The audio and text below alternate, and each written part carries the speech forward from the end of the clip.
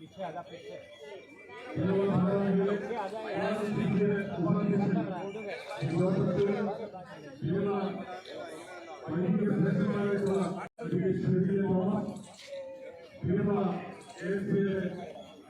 पीछे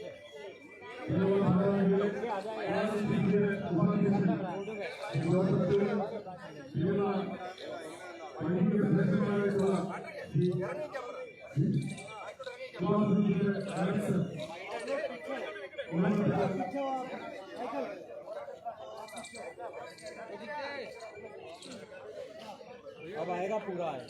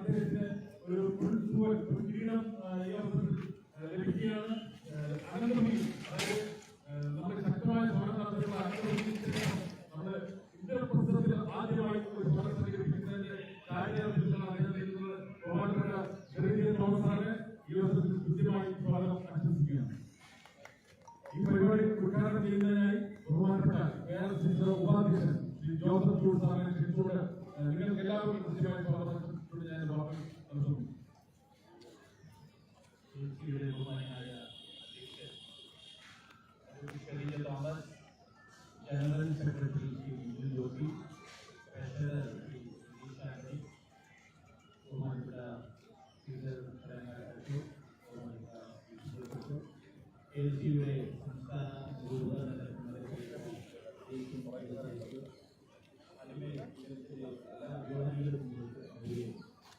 വളരെ ചരിത്രപരമായ ഒരു ദൗത്യത്തിലാണ്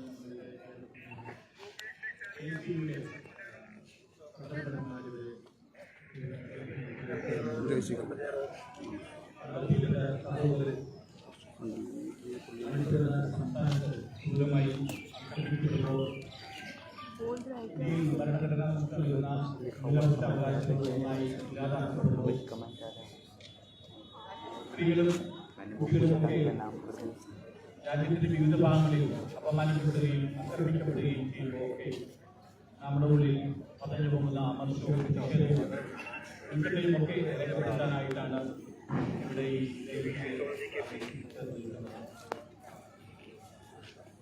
നമുക്കറിയാം, ഞാൻ ദീർഘമായി സംസാരിക്കുന്നില്ല, ഇതൊരു റാലിയുടെ തുടക്കമാണ്.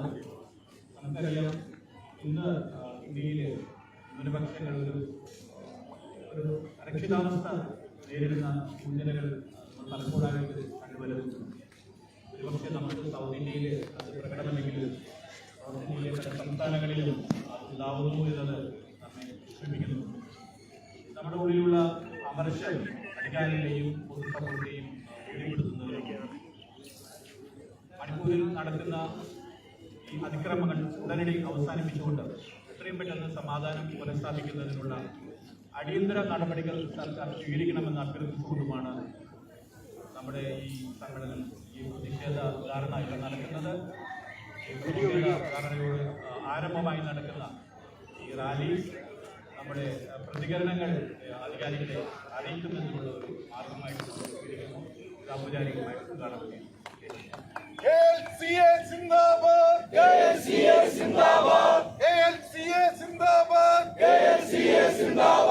അവകാശങ്ങൾ നേടിയെടുക്കാൻ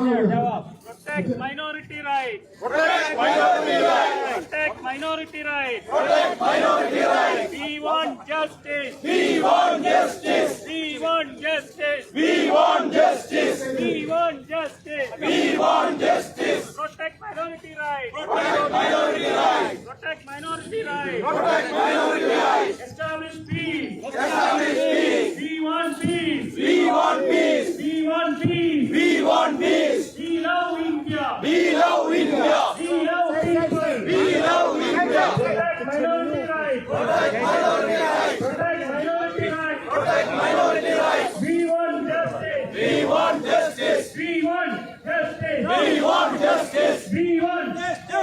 We want justice. We want justice. We want justice. We want justice. We want justice. We want justice. We want justice. We want justice. We want justice. We want justice. We want justice. We want justice. We want justice. We want justice. We want peace. We want peace. We want peace. We want peace. We love India. We love India. We love India. We love India. We love Constitution. We love Constitution. We love Constitution. We love Constitution. Protect minority rights. Protect minority rights.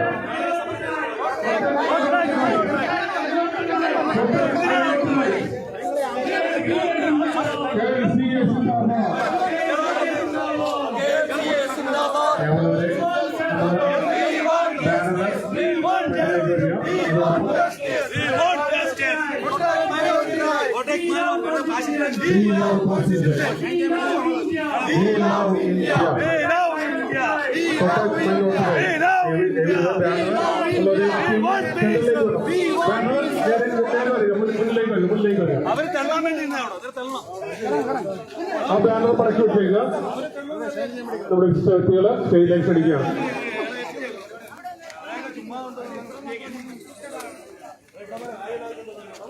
നമ്മുടെ പ്രിയങ്കരനായ സംസ്ഥാന president ശ്രീസാമെ ആദരപൂർവ്വം ഈ വേദിയിലേക്ക് സാദരം സ്വാഗതം ചെയ്യുന്നു.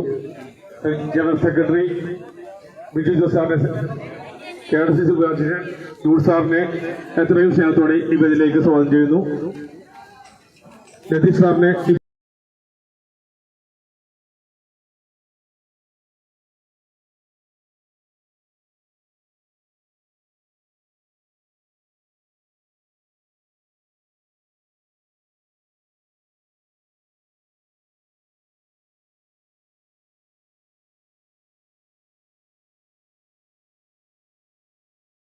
ിൽ നിന്ന് പോലും എത്തിയിട്ടുള്ള ജീവനക്കാരിക്ക് വേണ്ടി പ്രാർത്ഥിക്കുകയും ഒപ്പം തന്നെ ഇന്നലെ കത്തിയിട്ടുള്ള കുർബാനയ്ക്ക് ശേഷമൊക്കെ പ്രാർത്ഥിക്കുകയും ചെയ്യുമ്പോൾ അദ്ദേഹത്തിന്റെ ഒരു ചൈതന്യം, നമ്മളുടെ സാമീപ്യം നമുക്ക് അനുഗ്രഹപ്രദമാണ്. ചിലപ്പോൾ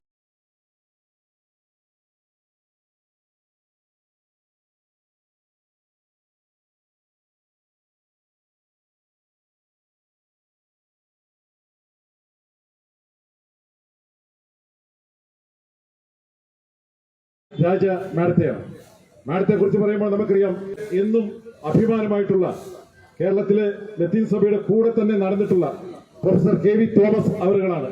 പ്രൊഫസർ KV തോമസ് അവറുകൾ അനേക വർഷം ഈ ഇന്ത്യയുടെ സ്ഥിരാകേന്ദ്രമായിട്ടുള്ള ഇന്ദ്രപ്രസ്ഥത്തിൽ വളരെ ഏറെക്കാലം MP ആയി സേവനം ചെയ്തിട്ടുണ്ട്. കൂടാതെ ഭക്ഷ്യസുരക്ഷാ ബില്ല് ഇന്ത്യൻ പാർലമെന്റിൽ അവതരിപ്പിച്ച് പാസാക്കിയിട്ടുള്ള ഏറ്റവും പ്രഗത്ഭനായിട്ടുള്ള കേരളത്തിൽ നിന്നുള്ള നേതാവാണ് KV തോമസ് അവറുകൾ. അദ്ദേഹത്തെക്കുറിച്ച് അതിനേക്കാൾ ഉപരി അദ്ദേഹം കേരളത്തിലെ ടൂറിസം മന്ത്രിയായിരുന്നു, MLA ആയിരുന്നു. കേരളത്തിലെ രാഷ്ട്രീയ പ്രമുഖരിൽ ഏറ്റവും പ്രഗത്ഭനായിട്ടുള്ള ലത്തീൻ സഭയിൽ നിന്നുള്ള ഏറ്റവും വലിയൊരു നേതാവാണ് പ്രൊഫസർ KV തോമസ്. നമുക്ക് എന്നും അഭിമാനത്തോടു കൂടി ഓർക്കാവുന്ന ഒരു വ്യക്തിത്വമാണ്. ഈ കഴിഞ്ഞ ദിവസങ്ങളിലെല്ലാം അദ്ദേഹം കേരളത്തിലും ഡൽഹിയിലും ഇരുന്ന് നമ്മുടെ ബഹുമാനപ്പെട്ട പ്രസിഡന്റുമായി നിരന്തരം സംഭാഷണം നടത്തിക്കൊണ്ട് വേണ്ട പ്രോത്സാഹനങ്ങൾ എല്ലാം നൽകിക്കൊണ്ടിരിക്കുന്ന പ്രൊഫസർ KV തോമസ് അവരുടെ ഈ വേദിയിലേക്ക് ഹാർദവമായി KLCയുടെ പേരിൽ സ്വാഗതം ചെയ്യുന്നത്. അടുത്തതായി മാധ്യമ സുഹൃത്തുക്കൾക്കാണ് സ്വാഗതം ആശംസിക്കേണ്ടത്. നമ്മുടെ പ്രിയങ്കരായിട്ടുള്ള കേരളത്തിൽ നിന്നുള്ളതും ഇന്ത്യയിൽ ഡൽഹി കേന്ദ്രീകരിച്ചും പ്രവർത്തിക്കുന്ന മാധ്യമ പ്രവർത്തകർ ഈ വേദിയിലുണ്ട്. നിറഞ്ഞ മനസ്സോടുകൂടിയാണ്. കേരളത്തിലെ നമുക്കറിയാം, ഇന്ന് കേരളത്തിലെ ഒട്ടനവധി മേഖലകളിൽ പ്രതിസന്ധികൾ എല്ലാം നിൽക്കുമ്പോഴും കേരളത്തിലെ മാധ്യമങ്ങൾ, fourth estate of Kerala politics എന്ന് പറയാവുന്ന മാധ്യമങ്ങളാണ് എപ്പോഴും ജനങ്ങൾക്ക് വേണ്ട നിർദ്ദേശങ്ങളും എല്ലാം നൽകിക്കൊണ്ടിരിക്കുന്നത്. ഈ KLCയുടെ ഈ സമരത്തിന് വേണ്ട ചുക്കാൻ എല്ലാം പിടിക്കുന്നത് നിങ്ങളുടെ മാധ്യമ പ്രവർത്തകരാണ്. ഇവിടെ വേദിയിൽ ഒട്ടനവധി വിശിഷ്ടരുണ്ട്. ഡൽഹി മുഴുവൻ മാധ്യമ പ്രവർത്തകർക്കും സ്വാഗതം ആശംസിക്കണം. ഡൽഹി കേന്ദ്രീകരിച്ച് പ്രവർത്തിക്കുന്ന നമ്മുടെ രാജീവ് സാറ് ഇവിടെ എത്തിയിട്ടുണ്ട്. അദ്ദേഹത്തിന് നന്ദി പറയുന്നു, സ്വാഗതം ആശംസിക്കുന്നു. നിറഞ്ഞ നന്ദിയോടുകൂടി പ്രിയങ്കരായിട്ടുള്ള കൊല്ലത്ത് നിന്ന് ഇവിടെ അനേക വർഷമായി താമസിക്കുന്ന ജോയി സാറുണ്ട്. ജോയി സാറിന് നിങ്ങളുടെ ഏവരുടെ പേരിൽ സ്വാഗതം ആശംസിക്കുന്നു. ഒപ്പം തന്നെ ഇവിടെ എത്തിച്ചേർന്നിട്ടുള്ള മുഴുവൻ ആൾക്കാർക്കും നന്ദി പറഞ്ഞുകൊണ്ട് അധ്യക്ഷ പ്രസംഗത്തിനായി പ്രിയങ്കനായിട്ടുള്ള KLCയുടെ സംസ്ഥാന പ്രസിഡന്റ് അഡ്വക്കേറ്റ് ഷെറി J. തോമസിനെ ആദരപൂർവ്വം ക്ഷണിച്ചുകൊള്ളുന്നു.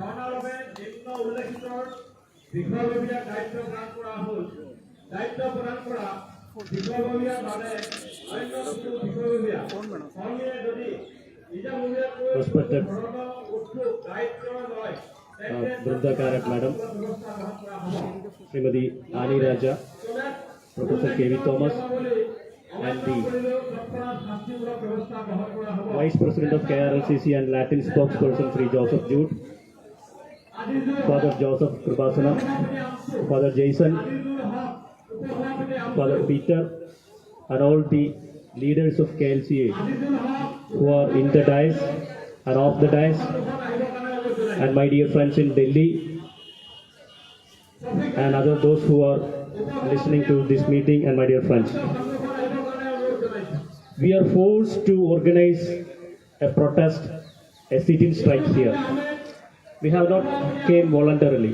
We were forced because we love our constitution. We love people. We love peace. We want to prevail the constitution year long.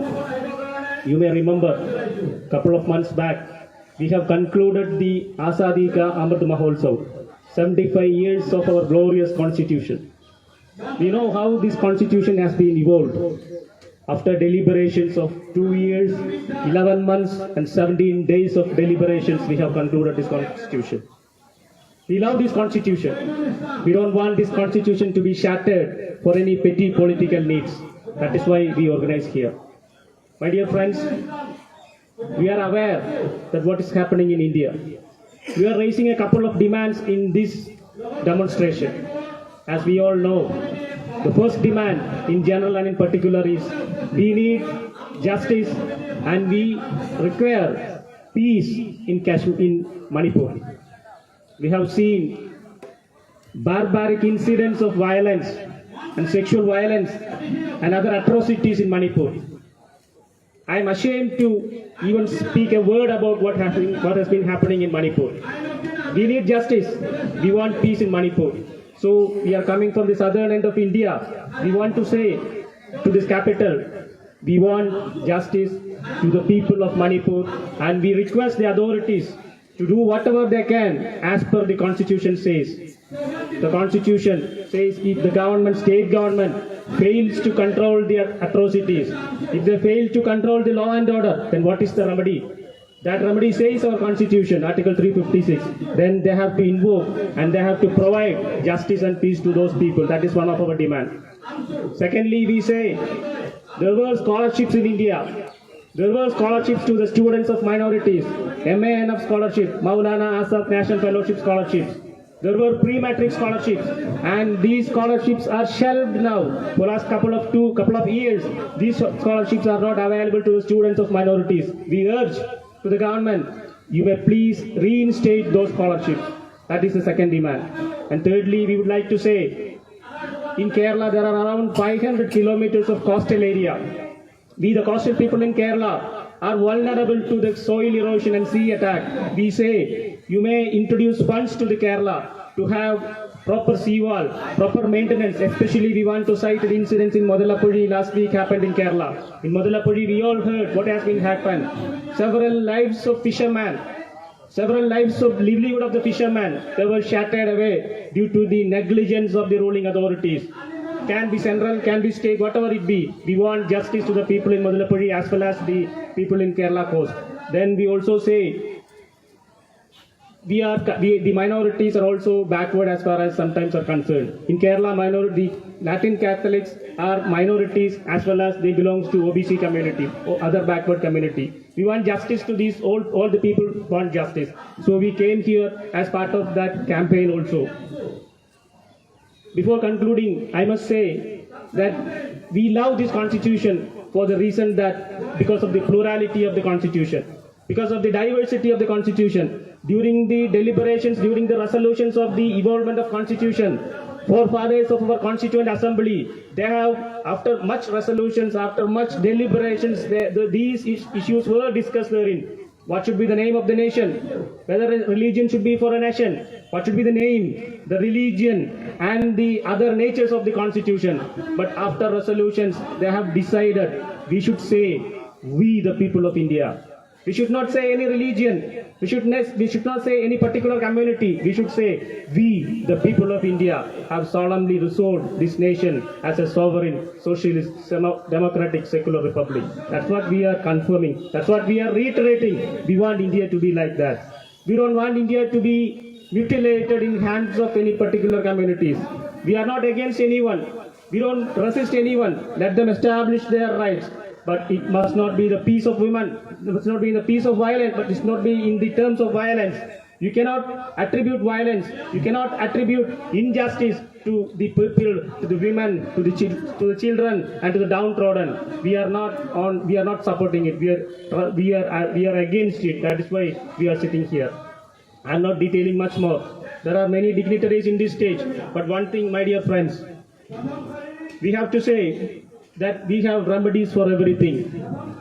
Our constitution, our code of criminal procedure, it says whenever an atrocity is happened, whenever a cognizable offense happens, what the police have to do? The police have to register FIR. They have to conduct investigation. They have to book the culprit. But we are alarmed to say what has been happening in some of the parts of India. What has been happened in Manipur for last 70 days only because of the reason that some videos were short leaked. Then only FIR was registered. Then only investigation was progressed only for namesake. We would say they are also human beings.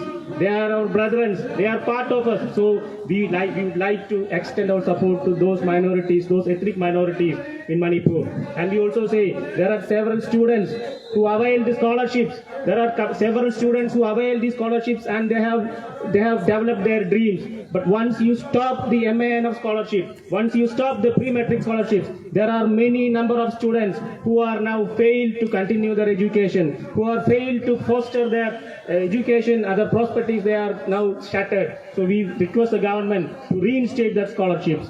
And then one more thing, after that I will be concluding.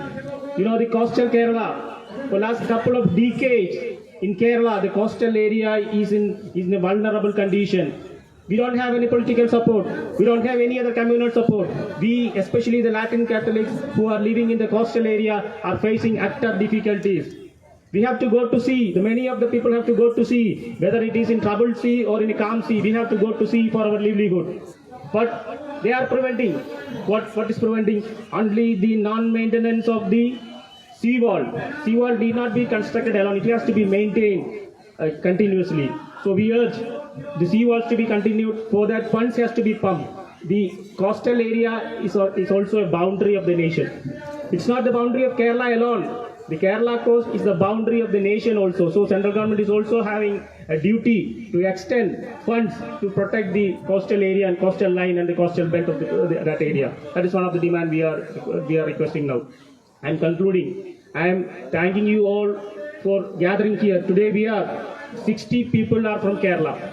We our own expenses, spending our own expenses, spending our time, spending our expense, moving ahead all our activities. We are here before this capital just to say we want justice, we want peace, we love our constitution, we love humanity, we love women, we love children. That's all what we want to say by gathering here. And there are other friends who are part of the Delhi Catholic Association. We didn't invite many more because of the sanction restrictions are there. They said you may not more than 100 people are not allowed to gather here. We admitted it. We adhered to it. That's why we are not collecting many people here. Anyway, those who are gathered here, I express my sincere gratitude. I express my sincere thanks to you because you are the brain of this organization. You are the backbone of this organization. Unless you came here, we cannot conduct this strike. We will come again.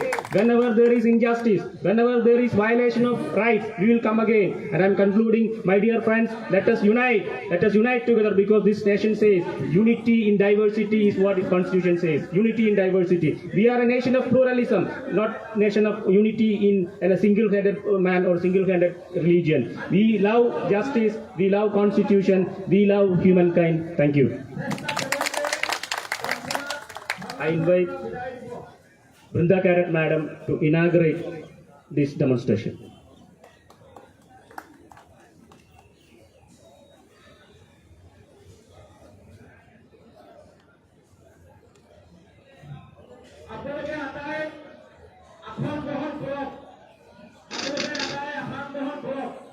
President of the Kerala Latin Catholic Association, Advocate Sherry J. Thomas,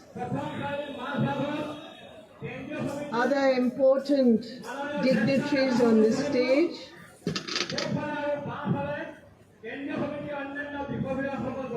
our dear senior colleague, Professor K.V. Thomas, my very dear sister, Annie Raja, Joseph Jude, other dignitaries on the stage, office bearers of the association, and my very dear friends. May I extend to you my warmest greetings and congratulations for coming all the way from Kerala here to the capital of India to express your solidarity with the agony, the pain, the suffering of the people of Manipur, and particularly the women of Manipur.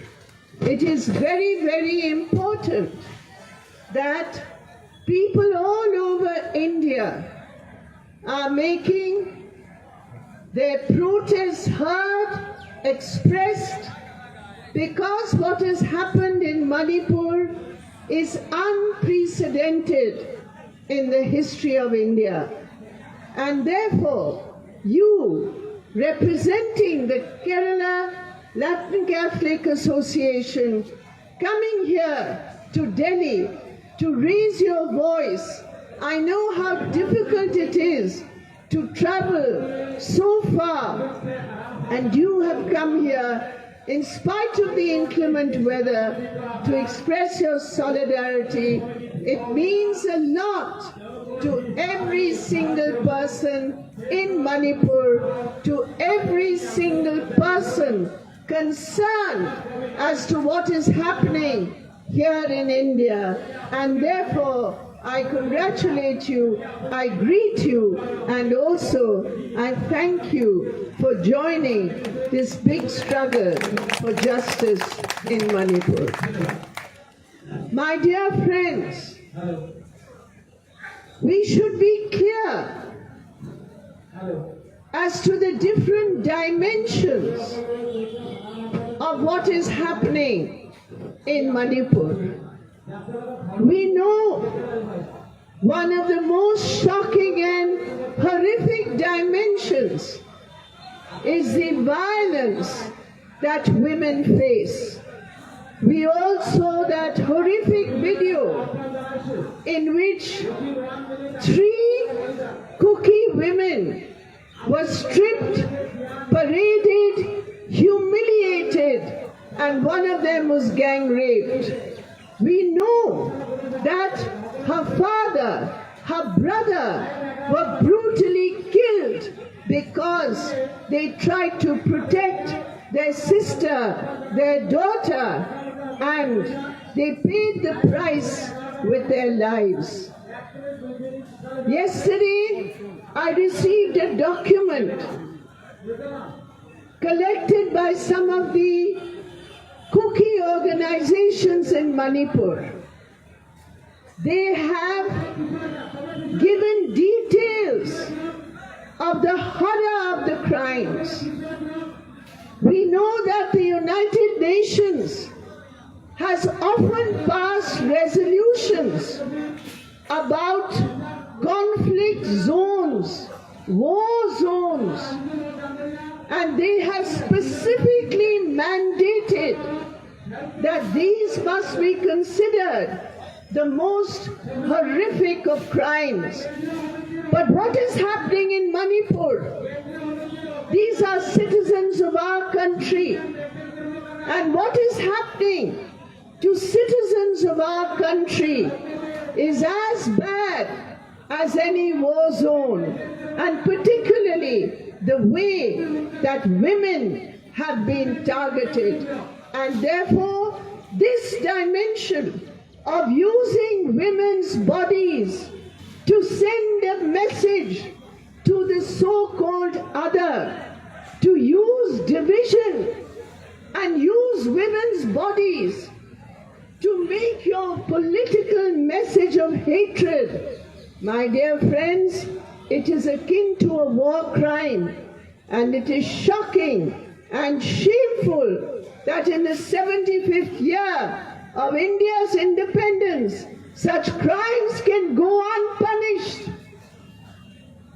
The government knew about the crime. The Chief Minister stated there are hundreds of such cases.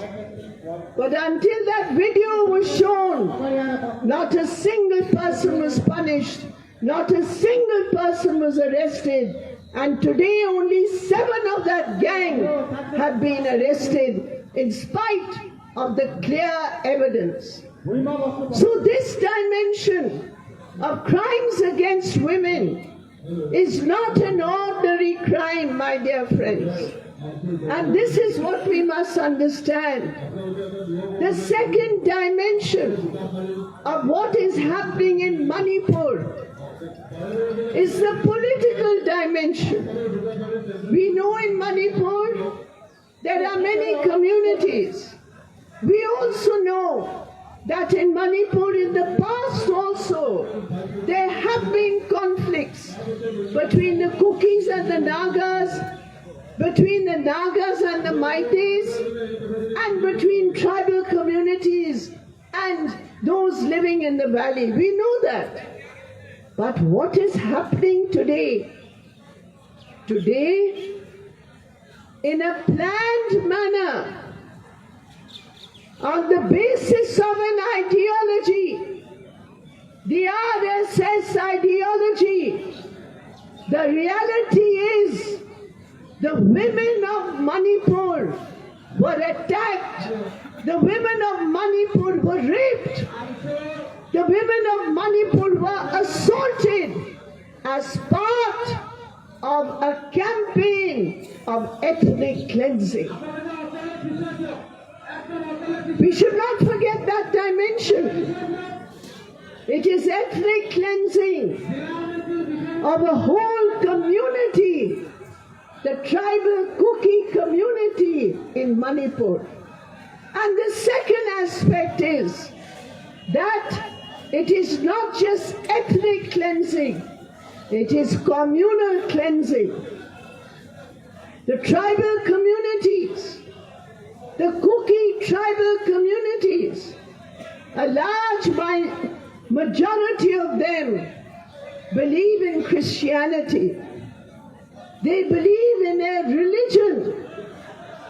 And that aspect, that dimension is an additional dimension. So it is not just ethnic, it is also communal. Because you are Kuki, because you are Christian, you are victimized. And women, being the most vulnerable, because they are Kuki, because they are Christian, they are facing the worst aspect of the assault. And the third dimension is the most shameful of the lot. How did this happen, my dear friends? For over 3 months, a part of our country, your president has spoken about your love for India, your love for the Constitution of India. The tragedy for India is that those who rule India today have no love for the Constitution. They are distant from the Constitution. It is not a benign distance. If I don't like you, I maintain a benign distance. No, no, no. It is not a benign distance. It is a malevolent distance.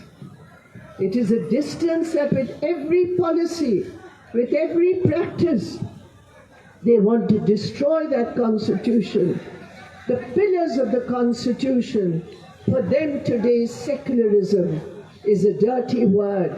And everyone who does not subscribe to their majoritarian philosophy and ideology is considered an outsider, is considered an anti-national. Is it not a shame that today, while Manipur is burning, the Prime Minister of this country has remained silent for 3 months? Not a word. Parliament is on. After the video was shown, some statement was made about his hurt. But at the same time, the way that it was projected, my dear friends,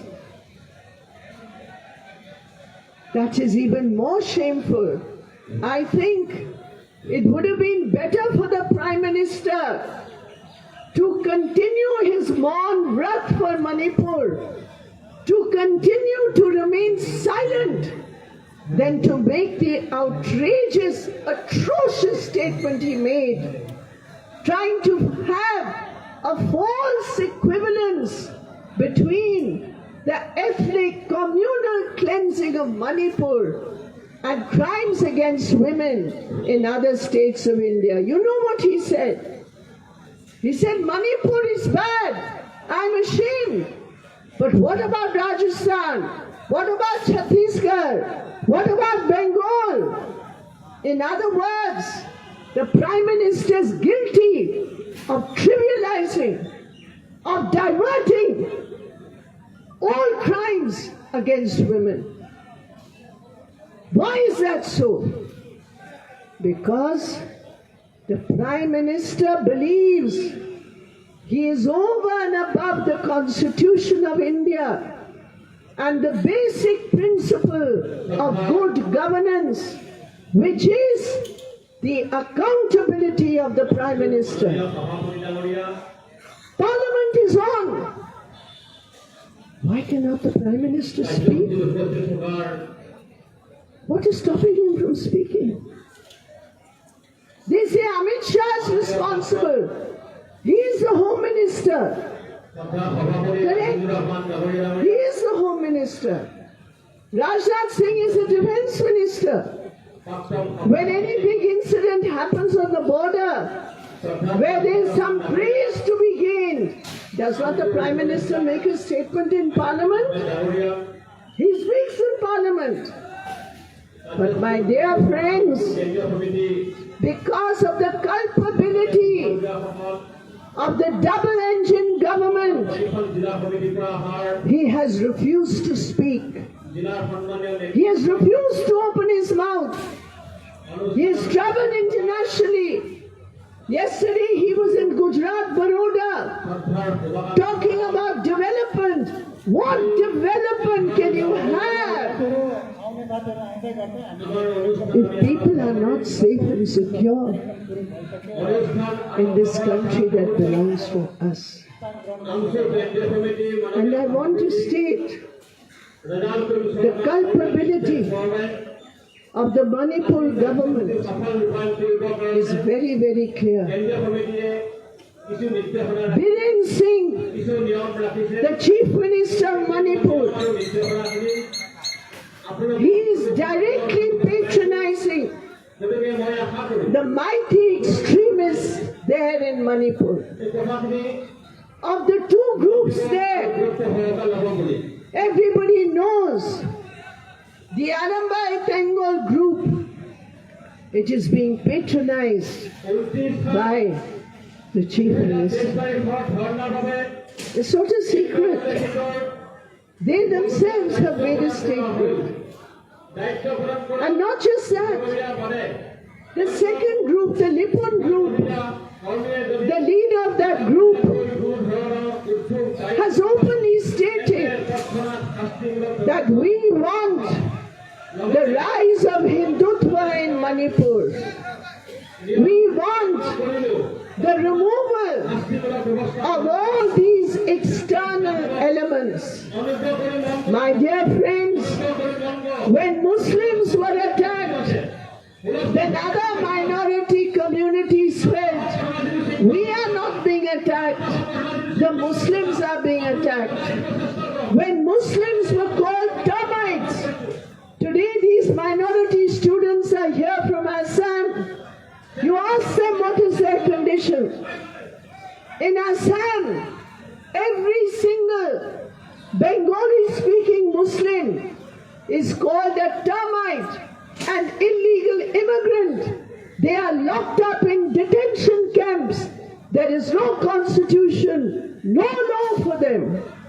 Muslims all over India today are under attack by the very fact that they are Muslims.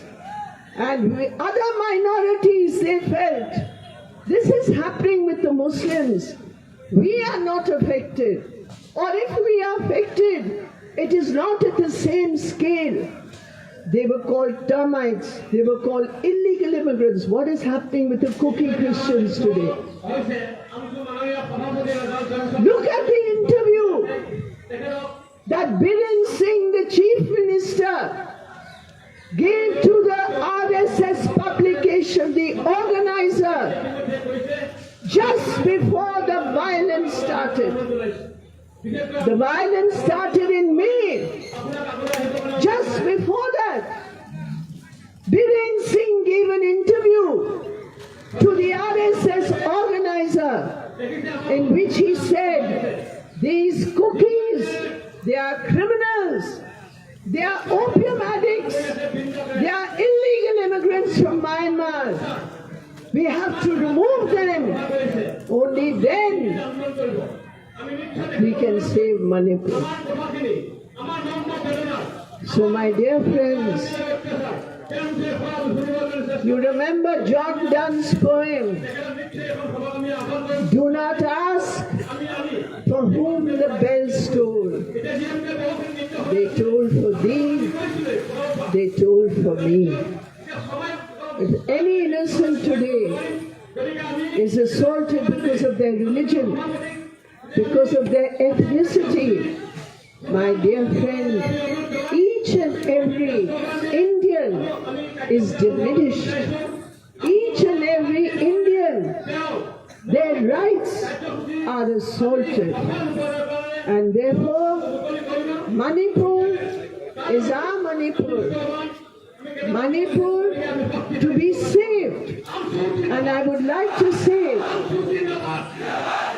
there are many mighty women, many mighty women who have come out in support of their cookie sisters. I read a story of a family who escaped to Calcutta, and they said, we were saved by our mighty sisters. So don't consider all the communities as one. It is those who are patronized by the BJP RSS who are playing this role. But the ordinary Manipuri wants peace, wants harmony, wants dignity. And therefore, my dear friends, I once again thank you and congratulate you for the step and gesture you have made coming here. You know, day before yesterday, I had a cataract surgery, and I have come here escaping the doctor's house arrest curfew. And when Professor Matthew told me that our friends are coming all the way from Kerala, I said, this is one occasion when I will be disobedient to my doctor. I must go there to express my solidarity, and that is why I have come. Thank you very much indeed. Our unity, Zindabad. Thank you very much.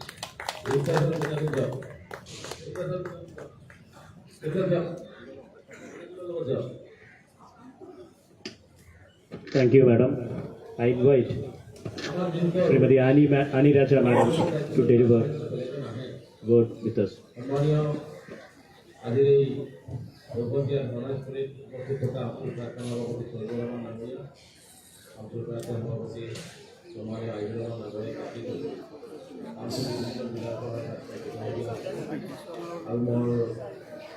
কেন্দ্রীয় জেলা অভিযান আন্তরিক অনুষ্ঠানটি শুভারম্ভ করার আলোচনা ইয়ার বিকাশে জেলাঞ্চলিক উপদেষ্টা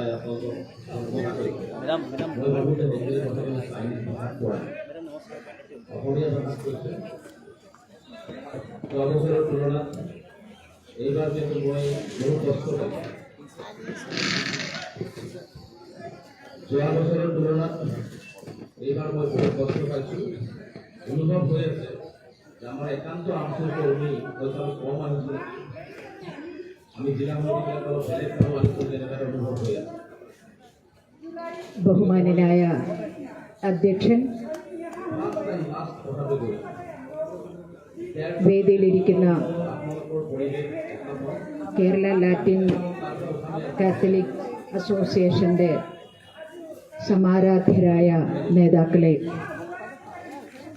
മണിപ്പൂരിന് ഐക്യദാർഢ്യം പ്രഖ്യാപിക്കുന്നതിന് വേണ്ടി കേരളത്തിൽ നിന്നും ഇത്രയേറെ നൂറ്റുകണക്കിന് കിലോമീറ്റർ താണ്ടി ഈ രാജ്യത്തിൻ്റെ തലസ്ഥാന നഗരിയിൽ എത്തിച്ചേർന്ന ഐക്യദാർഢ്യ പ്രഖ്യാപനം നടത്തുന്ന കേരള കാത്തലിക് അസോസിയേഷന്റെ എൻ്റെ പ്രിയപ്പെട്ട സഹോദരി സഹോദരന്മാർക്ക് കമ്മ്യൂണിസ്റ്റ് പാർട്ടിയുടെ ദേശീയ മഹിളാ ഫെഡറേഷന്റെ അഭിവാദ്യങ്ങൾ അർപ്പിക്കുക. ഒരുപാട് വിഷയങ്ങൾ, മണിപ്പൂർ വിഷയത്തെ നമ്മൾ എങ്ങനെയൊക്കെ സമീപിക്കണം, അതിനെ എങ്ങനെയൊക്കെ നോക്കിക്കാണണമെന്ന് സഖാവ് ബൃന്ദ നമുക്ക് മുമ്പാകെ സംസാരിച്ചപ്പോൾ ചൂണ്ടിക്കാണിക്കുകയുണ്ടായി.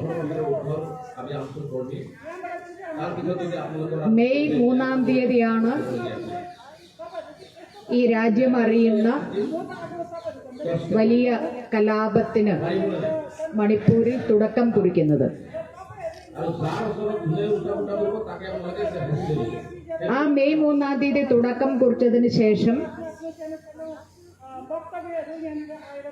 ജൂൺ 28-ാം തീയതി ദേശീയ മഹിളാ ഫെഡറേഷന്റെ ജനറൽ സെക്രട്ടറി എന്ന നിലയിൽ ഞാനും എൻ്റെ മറ്റൊരു സഹപ്രവർത്തകയും നിഷ സിദ്ധു, അതുപോലെ തന്നെ ഞങ്ങളോടൊപ്പം ചേർന്ന ഞങ്ങളുടെ സംഘടനയുടെ അംഗമല്ല എങ്കിൽ പോലും ഇത്തരം വിഷയങ്ങളിൽ വളരെ ദൃഢമായ നിലപാടുകൾ എടുക്കുന്ന ഒരു ചെറുപ്പക്കാരിയായ വക്കീൽ ദീക്ഷ, ഞങ്ങൾ 3 പേരടങ്ങുന്ന സംഘം ജൂൺ 28-ാം തീയതി മണിപ്പൂരിലേക്ക് പോകുകയുണ്ടായി. മെയ് 3-ാം തീയതി തുടങ്ങിയ കലാപത്തിന് ശേഷം ആ സംസ്ഥാനം സന്ദർശിച്ച് കലാപബാധിത പ്രദേശങ്ങളിലേക്ക് പോയി ക്യാമ്പുകളിൽ അശരണരായി കഴിയുന്ന എന്ന് അവിടെ നിന്ന് മോചനമുണ്ടാകുമെന്ന് യാതൊരുവിധ വിവരവുമില്ലാതെ പ്രത്യാശയ്ക്കിടയില്ലാത്ത വിധം ജീവിക്കുന്ന ആ മനുഷ്യരെ കാണുന്നതിന് ആദ്യമായി പോയ സംഘം ദേശീയ മഹിളാ ഫെഡറേഷനാണ് എന്ന് പറയുമ്പോൾ അതിന് ഞങ്ങളെ പ്രേരിപ്പിച്ച ഒരു ഘടകം, തീർച്ചയായും അത്തരം സന്ദർശനങ്ങൾ നടത്തുമ്പോൾ ഉണ്ടാകുന്ന അപകടങ്ങളെക്കുറിച്ച് പൂർണ്ണമായ ബോധ്യമുണ്ടായിരുന്നുവെങ്കിലും ആ ഓരോ അപകട സമയത്തും ഞങ്ങളുടെ സംഘടനയോടൊപ്പം ഞങ്ങളോടൊപ്പം പിന്തുണ അറിയിച്ചുകൊണ്ട് നിങ്ങൾ ഓരോരുത്തരും ഉണ്ടാകുമെന്നുള്ള ആത്മവിശ്വാസം കൊണ്ടുകൂടിയാണ് അത്തരത്തിലൊരു ഒരു യാത്രയ്ക്ക് ഞങ്ങൾ പുറപ്പെട്ടത്. ഞങ്ങൾ 2 പ്രദേശങ്ങളിലെയും കുക്കി മേഖലയിലെയും മൈത്തേയി മേഖലയിലെയും ആളുകളെ, ക്യാമ്പുകളിൽ ഉള്ളവരെയും ക്യാമ്പുകൾക്ക് വെളിയിലുള്ളവരെയും അതുപോലെ തന്നെ 2 ജില്ലയിലെ കളക്ടർമാരെയും അങ്ങനെ ഒരുപാട് മറ്റാളുകളെയും ഒക്കെ കണ്ടതിന് ശേഷം 3.25 ദിവസം ഈ 4 ജില്ലകളിലായി ചെലവഴിച്ചതിന് ശേഷം ഞങ്ങൾ ഇംഫാലിൽ തന്നെ ഒരു പ്രസ് കോൺഫറൻസ് നടത്തി. അവിടെ നടക്കുന്ന സംഭവങ്ങൾ, ആ കലാപം, അത് സ്റ്റേറ്റ് സ്പോൺസേർഡ് വയലൻസ് ആണ് എന്ന് മണിപ്പൂരിന്റെ തലസ്ഥാനമായി ഇംഫാലിലെ പ്രസ് ക്ലബിൽ വെച്ച് ആ സർക്കാരിനോട് പറഞ്ഞിട്ടാണ് ഞങ്ങൾ ഡൽഹിയിലേക്ക് വന്നത്.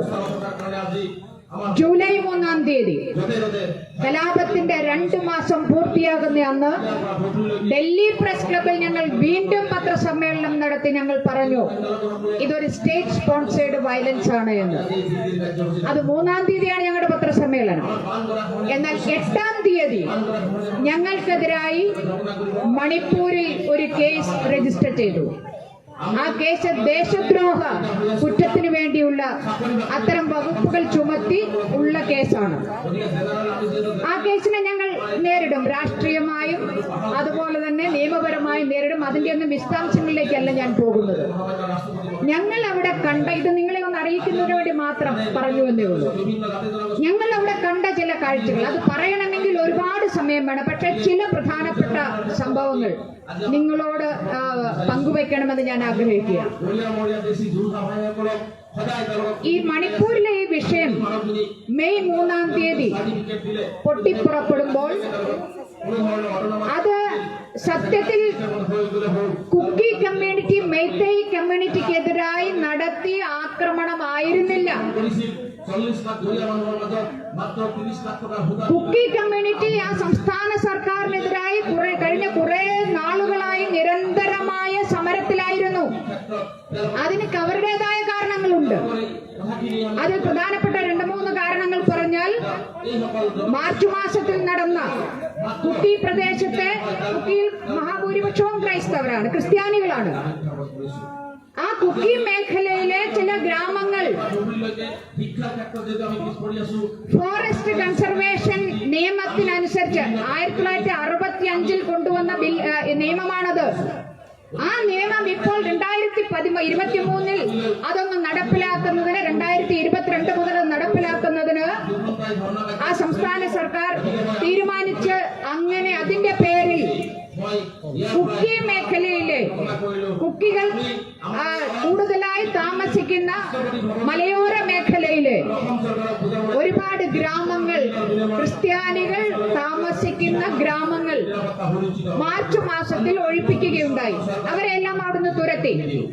അവർക്ക് പകരം സംവിധാനം, താമസിക്കുന്നതിന് വീടോ അവരുടെ ജീവനോപാധികൾക്കുള്ള മാർഗമോ പറയാതെ ആ മനുഷ്യരെ അവിടുന്ന് തുരത്തി ഓടിക്കുകയാണ് ചെയ്തത്.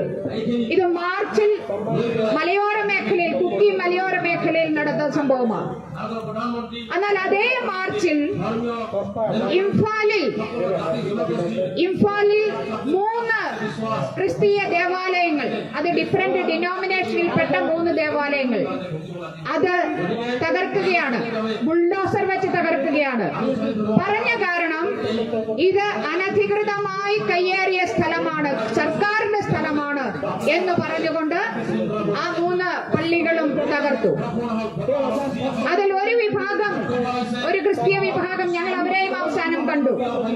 അവര് പറയുന്നു, കഴിഞ്ഞ 30 വർഷമായി ആ പള്ളി നിൽക്കുന്ന സ്ഥലത്ത്, പള്ളി ഉണ്ടായിരുന്ന സ്ഥലത്തിന് ഞങ്ങളുടെ കയ്യിൽ പട്ടയമുണ്ട്, നിയമപരമായ പട്ടയമുണ്ട്. മറ്റ് 2 കൂട്ടരും അവരുടെ നിലവുമായി ബന്ധപ്പെട്ട് ഹൈക്കോടതിയിൽ കേസ് നിലനിൽക്കുകയാണ്. ഹൈക്കോടതിയിൽ കേസ് നിലനിൽക്കെ ഒരു കൂട്ടരുടെ കയ്യിൽ പട്ടയമുണ്ട് എന്നിരിക്കെ ആ നിലത്ത് അവിടെ ഉണ്ടായിരുന്ന പള്ളികൾ 3 ആക്രമിക്കപ്പെട്ടു, തകർക്കപ്പെട്ടു. ആക്രമിക്കല്ല, തകർത്തു സർക്കാർ മാർച്ചിൽ. അതോടൊപ്പം തന്നെ നാഗാ നദിയുടെ സമീപത്തായി താമസിക്കുന്ന നിരവധി ക്രിസ്ത്യാനി കുടുംബങ്ങളുണ്ട്. ആ കുടുംബങ്ങളെയും അവിടെ നിന്ന് ഒഴിപ്പിച്ചു. ഇവർക്കൊന്നും പകരം സംവിധാനങ്ങളില്ല. അവിടെ നിങ്ങൾ കയ്യേറ്റക്കാരാണ്, നിങ്ങൾ ഇതിനെ എൻക്രോച്ചേഴ്സ് ആണ് എന്ന് പറഞ്ഞുകൊണ്ട് ഒഴിപ്പിച്ച് അവരെ അവിടുന്ന് തുരത്തി ഓടിച്ച സംഭവങ്ങൾ. ഇത് കുക്കി ജനവിഭാഗത്തിനിടയിൽ വലിയ പ്രതിഷേധത്തിന്, സർക്കാരിനെതിരായ പ്രതിഷേധത്തിനിടയായി. എന്നാൽ ഇതിനെ തുടർന്നല്ല മറ്റൊരു സംഭവം നിങ്ങളോട് പറയാൻ ആഗ്രഹിക്കുന്ന ഒരു കാര്യം, പങ്കുവയ്ക്കാൻ ആഗ്രഹിക്കുന്ന കാര്യം, ഈ കുക്കി മേഖലയിൽ എന്ന് പറഞ്ഞാൽ മലയോരം വികസനത്തിനായി കേന്ദ്ര ഗവൺമെന്റിന്റെയും സംസ്ഥാന ഗവൺമെന്റിന്റെയും ബജറ്റിൽ കോടിക്കണക്ക് രൂപ വകയിരുത്തുന്നുണ്ട്. ആ പണം പക്ഷേ അതിന്റെ 80-85% ചെലവഴിക്കുന്നത്, കേവിത്തോം സാറിന് അറിയാമായിരിക്കും, കേന്ദ്രത്തിലെ മന്ത്രിയായിരുന്ന വ്യക്തിയാണ്. അത് ചെലവഴിക്കുന്നത് മൈത്തേയികൾ കൂടുതലായുള്ള മൈത്തേയി പ്രദേശത്താണ്, ഇംഫാലിലാണ്, സമതലത്തിലാണ്. മലയോര വികസനം എന്ന് പറഞ്ഞു വരുന്ന ബജറ്ററി അലോക്കേഷന്റെ 85%വും കാലാകാലങ്ങളായി, കുറെ കാലങ്ങളായി ചെലവഴിക്കുന്നത് ഈ മൈത്തേയി വിഭാഗം അധികമുള്ള, അവിടെ കുക്കികളുമുണ്ട്, അത് വേറെ, അതിലേക്ക് ഞാൻ പറയാം. ഇതുകൊണ്ട് എന്താ സംഭവിക്കുന്നത് വെച്ചാൽ, ഈ മലയോര മേഖലയിൽ വികസനം എന്ന് പറഞ്ഞാൽ അവിടെ നല്ല കോളേജുകൾ, നല്ല സ്കൂളുകൾ, നല്ല ആശുപത്രികൾ, ഇവ വളരെ വിരളമാണ്. എല്ലാ വികസനവും ഈ സമതലത്തിലാണ് നടക്കുന്നത്, ഇംഫാലിലാണ് നടക്കുന്നത്. ഇത് ഈ ജനവിഭാഗത്തെ സർക്കാരിനെതിരെയുള്ള വലിയ പ്രതിഷേധം, അവർ പലപ്പോഴായി അവരുടെ പ്രതിഷേധം കാലാകാലങ്ങളായി നടത്തി വരുന്നുണ്ട്. അങ്ങനെ ഇരിക്കെയാണ് അവിടെ ഇവരുടെ പ്രതിഷേധം ഒന്ന് തണുപ്പിക്കുന്നതിന്, കുക്കികൾ എന്ന് പറഞ്ഞാൽ അവര് മലയോരത്തിലുള്ളവരാണ്, അവര് ട്രൈബൽസ് ആണ്. അപ്പൊ അവരെ എങ്ങനെയെങ്കിലും അവരുടെ കണ്ണു മൂടിക്കെട്ടാം, കണ്ണിൽ പൊടിയിടാം എന്നുള്ള ധാരണയിൽ ഈ കുക്കി മേഖലയിൽ ചുരാചന്ദ്പൂരിൽ ജില്ല അതൊരു ചുരാചന്ദ്പൂർ എന്ന് പറഞ്ഞാൽ അവിടെ കുക്കികൾ അധികമായി താമസിക്കുന്ന മലയോര ജില്ലയാണ്. അവിടെ ഒരു ഓപ്പൺ ജിം അവരുടെ ആരോഗ്യം ഒന്ന് പുഷ്ടിപ്പെടുത്താൻ വേണ്ടി. എന്തിനാണ് അവര് സർക്കാർ വിചാരിച്ചു, ബിജെപി മണിപ്പൂരിലെ ബിജെപി സർക്കാർ വിചാരിച്ചു ഇത്തരം ഒരു ജിമ്മ് ലഭിച്ചാൽ, ഇത് പറയുമ്പോ കൂടെ ചേർത്ത് പറയേണ്ട ഒരു കാര്യമുണ്ട്. മണിപ്പൂരിൽ എല്ലായിടത്തും നമുക്ക് കാണാൻ കഴിയുന്ന എല്ലാ ഗ്രാമത്തിലും ഒരു വാർഡ് ഓരോ വാർഡിലുമുണ്ട് സ്പോർട്സ് ക്ലബ്ബുകൾ. അപ്പൊ ഇവിടെ ഈ ചുരാചന്ദ്പൂരിൽ ഒരു ഓപ്പൺ ജിം ഉണ്ടാക്കി കൊടുത്താൽ അവിടുത്തെ ചെറുപ്പക്കാർ വേറെ ഒന്നും നമ്മളോട് പ്രതിഷേധിക്കില്ല എന്നുള്ള ധാരണയിൽ അവിടെ ഒരു ഓപ്പൺ ജിം പണിത് ഏപ്രിൽ 28 മുഖ്യമന്ത്രി അവിടേക്ക് പോയി അതിന്റെ ഇനാഗുറേഷൻ നടത്താൻ തീരുമാനിച്ചു. പക്ഷെ ഏപ്രിൽ 27 കുക്കി ചെറുപ്പക്കാർ പറഞ്ഞു, ഞങ്ങളെ വിഡ്ഢികളാക്കിക്കൊണ്ട്, ഞങ്ങളെ അപമാനിച്ചുകൊണ്ട്, അവഹേളിച്ചുകൊണ്ട് ഞങ്ങൾ ന്യായമായും ആവശ്യപ്പെടുന്നത് ഞങ്ങൾക്ക് വേണ്ടി മലയോര വികസനത്തിന് വേണ്ടി ബജറ്റിൽ നീക്കിയിരിക്കുന്ന പണം ഞങ്ങൾ ഈ പ്രദേശത്ത് വികസനത്തിന് വേണ്ടി ചെലവഴിക്കണമെന്ന ന്യായമായി ഞങ്ങളുടെ ആവശ്യത്തിനോടുള്ള അവഗണനയെന്ന് മാത്രമല്ല, ഞങ്ങളെ അവഹേളിക്കുന്നതിനായി ഈ ഓപ്പൺ ജിം തുറന്നു വെച്ചിരിക്കുകയാണ്. ഇത് ഉദ്ഘാടനം ചെയ്യാൻ നിങ്ങൾ ഇങ്ങോട്ട് വരണ്ട എന്ന് പറഞ്ഞ ആ ചെറുപ്പക്കാർ ആ ജിമ്മിന് തീയിട്ടു. അവർ തുറന്നു പറയുന്ന കാര്യമാണ്. ഇത് ഞങ്ങളെ അപമാനിച്ചതിന് തുല്യമാണ്. ഞങ്ങൾക്ക് 2 സ്കൂളുകൾ അനുവദിച്ചിരുന്നുവെങ്കിൽ, ഞങ്ങൾക്ക് 2 കോളേജുകൾ സ്ഥാപിക്കുന്നതിന് ഫണ്ട് അലോട്ട് ചെയ്തിരുന്നുവെങ്കിൽ ഞങ്ങൾക്ക് വലിയ സന്തോഷമാകുമായിരുന്നു. ആശുപത്രി ഒന്ന് തുറന്നിരുന്നെങ്കിൽ ഞങ്ങൾക്ക് സന്തോഷമാകുമായിരുന്നു പറയുന്ന ആ കുക്കി ജനത പറഞ്ഞത്, ഇവർ ഞങ്ങളെ കളിയാക്കുന്നതിന് വേണ്ടി, ഞങ്ങളെ അപമാനിക്കുന്നതിന് വേണ്ടി ഒരു ജിമ്മ്, 2-3 ഇൻസ്ട്രുമെന്റ് അതിന്റെ അകത്ത് ഓപ്പൺ ജിം. അതിനെ തുടർന്നാണ്, അതിനുശേഷമാണ് ഈ ഹൈക്കോടതിയുടെ ഉത്തരവ് വരുന്നത്. അതായത് മൈത്തി വിഭാഗം, മൈത്തിയാണ് അവിടെ മെജോറിറ്റി ഉള്ളത്, ആ മെജോറിറ്റിക്ക് ട്രൈബൽ സ്റ്റാറ്റസ് കൊടുക്കണം എന്ന് ഹൈക്കോടതി പറയുകയും അത് കൊടുക്കുന്നതിനെ സംബന്ധിച്ച് ഹൈക്കോടതി അതാണ് സർക്കാരിനോട് ആവശ്യപ്പെടുന്നു. ഇത് കുറെ കാലമായി ഇവർ പറഞ്ഞു ഇതിന് തീരുമാനമെടുക്കണം, പോസിറ്റീവായി തീരുമാനിക്കണമെന്ന് പറഞ്ഞ് അത്തരമൊരു കോടതി വിധി വന്നതിനെ തുടർന്ന് അവിടെയുള്ള കുക്കി മേഖലയിലുള്ള ചെറുപ്പക്കാരും വിദ്യാർത്ഥികളും തീരുമാനിച്ചു നമ്മൾക്ക് വലിയൊരു പ്രതിഷേധം സംഘടിപ്പിക്കും. ഇതുവരെ നമ്മൾ ചെറിയ ചെറിയ പ്രതിഷേധങ്ങളാണ്, മെമ്മോറാണ്ടങ്ങൾ സമർപ്പിക്കുകയാണ്. അതിനപ്പുറത്തേക്ക് ഇത് പറയുമ്പോഴും 10 കുക്കി MLA-മാരും ഈ മേഖലയിൽ നിന്നുള്ള 10 MLA-മാരും BJP-ക്കാരാണ്. അവർ പോലും ഈ ഫണ്ട് അങ്ങോട്ടേക്ക് കൊണ്ടുവരാൻ ഉള്ള യാതൊരു വിധത്തിലുള്ള നടപടിയും സ്വീകരിക്കുന്നില്ല. ഒരു MLA ഇവരെ അടുത്ത തെരഞ്ഞെടുപ്പ് വരാൻ വരുമ്പോൾ വോട്ട് കിട്ടണമെന്നുള്ള കാര്യത്തിൽ കൂടിയാണ് അവിടെ ഒരു ഓപ്പൺ ജിം കൊണ്ടുവന്നത്. അങ്ങനെയുള്ള ഈ സാഹചര്യത്തിൽ ഈ മൈത്തൈകൾക്ക് റിസർവേഷൻ, സംവരണം, ട്രൈബൽ സംവരണം കൊടുക്കണമെന്നുള്ള ആ നീക്കത്തിലേക്ക് പോകാൻ തുടങ്ങുമ്പോഴാണ് ഈ ചെറുപ്പക്കാരും വിദ്യാർത്ഥികളും ഒക്കെ തന്നെ അവിടെ 10,000-കണക്കിന് ചെറുപ്പക്കാരും വിദ്യാർത്ഥികളും ചുരാചന്ദ്പൂരിൽ ഒരുമിച്ച്, പല ജില്ലകളിൽ നിന്നുള്ളവരാണ്, അവർ ഒരുമിച്ച് ചേർന്ന് ഒരു വലിയ പ്രകടനം നടത്തുകയാണ്. ആ പ്രകടനം നടത്തി അതിൽ പ്രസംഗമെല്ലാം കഴിഞ്ഞ് ആളുകൾ പിരിഞ്ഞുപോയി അവരുടെ ജില്ലകളിലേക്ക് പിരിഞ്ഞു പോകുമ്പോഴാണ് അതിനകത്തേക്ക് ചില ആളുകൾ നുഴഞ്ഞു കയറി. അത് കുക്കി മിലിറ്റൻസ് ആവാം, അത് മറ്റു പല ഇവിടെ നേരത്തെ സൂചിപ്പിച്ച ആരംഭൈ തെങ്കോലാവാം, അത്തരത്തിലുള്ള സംഘടനകളുടെ ആളുകൾ കുക്കികളെ ഒക്കെ ആ പിരിഞ്ഞു പോകുന്ന ആളുകളുടെ ഇടയിലേക്ക് അസം റൈഫിൾസിന്റെ പോലുള്ള യൂണിഫോം അണിഞ്ഞു വന്ന ചിലരുണ്ട്. അവരൊക്കെയാണ് കല്ലെറിയാനും വെടിവെക്കാനും തുടങ്ങിയത്. സമാധാനപരമായി നടത്തിയ ഒരു പ്രകടനം പിരിഞ്ഞു പോകുന്ന വേളയിൽ അങ്ങനെയാണ് ഈ സംഭവത്തിന് അവിടെ തുടക്കം കുറിക്കുന്നത്, വലിയ കലാപത്തിന്. എന്നാൽ വലിയ കലാപത്തിന് തുടക്കം കുറിച്ച ശേഷവും സംസ്ഥാന സർക്കാർ ഉടനടി ഇടപെട്ട് അതിലൊരു നടപടിയും സ്വീകരിച്ചില്ല. അതിലേക്ക് വരുന്നതിന് മുമ്പ് ഒരു കാര്യം കൂടി അറിയിക്കുക. അവിടെ ഒരു വലിയ പ്രശ്നമുണ്ടാകാൻ സാധ്യതയുണ്ട് എന്ന് ഈ ചെറുപ്പക്കാരും വിദ്യാർത്ഥികളും ഒരു വലിയ സമ്മേളനം നടക്കുമ്പോൾ അതിലേക്ക് ആന്റി സോഷ്യൽ എലമെന്റ്സ് നുഴഞ്ഞു കയറാനും പ്രശ്നമുണ്ടാക്കാനും സാധ്യതയുണ്ട് എന്ന് ഇന്റലിജൻസ് ബ്യൂറോയുടെ റിപ്പോർട്ട് സംസ്ഥാന സർക്കാരിന്റെ മേശപ്പുറത്തുണ്ട്, മുഖ്യമന്ത്രിയുടെ മേശപ്പുറത്തുണ്ട്. മുൻകൂട്ടി അറിയിക്കുക. അപ്പോഴും ഒരു മുൻകരുതൽ നടപടികളൊന്നും സ്വീകരിക്കാതെ ഈ കലാപം തുടങ്ങിയതിനു ശേഷവും സംസ്ഥാന പോലീസിനെ നോക്കുകുത്തിയാക്കി നിർത്തുന്ന സംസ്ഥാന സർക്കാരിനെയാണ് അവിടുത്തെ ജനങ്ങൾ കണ്ടത്.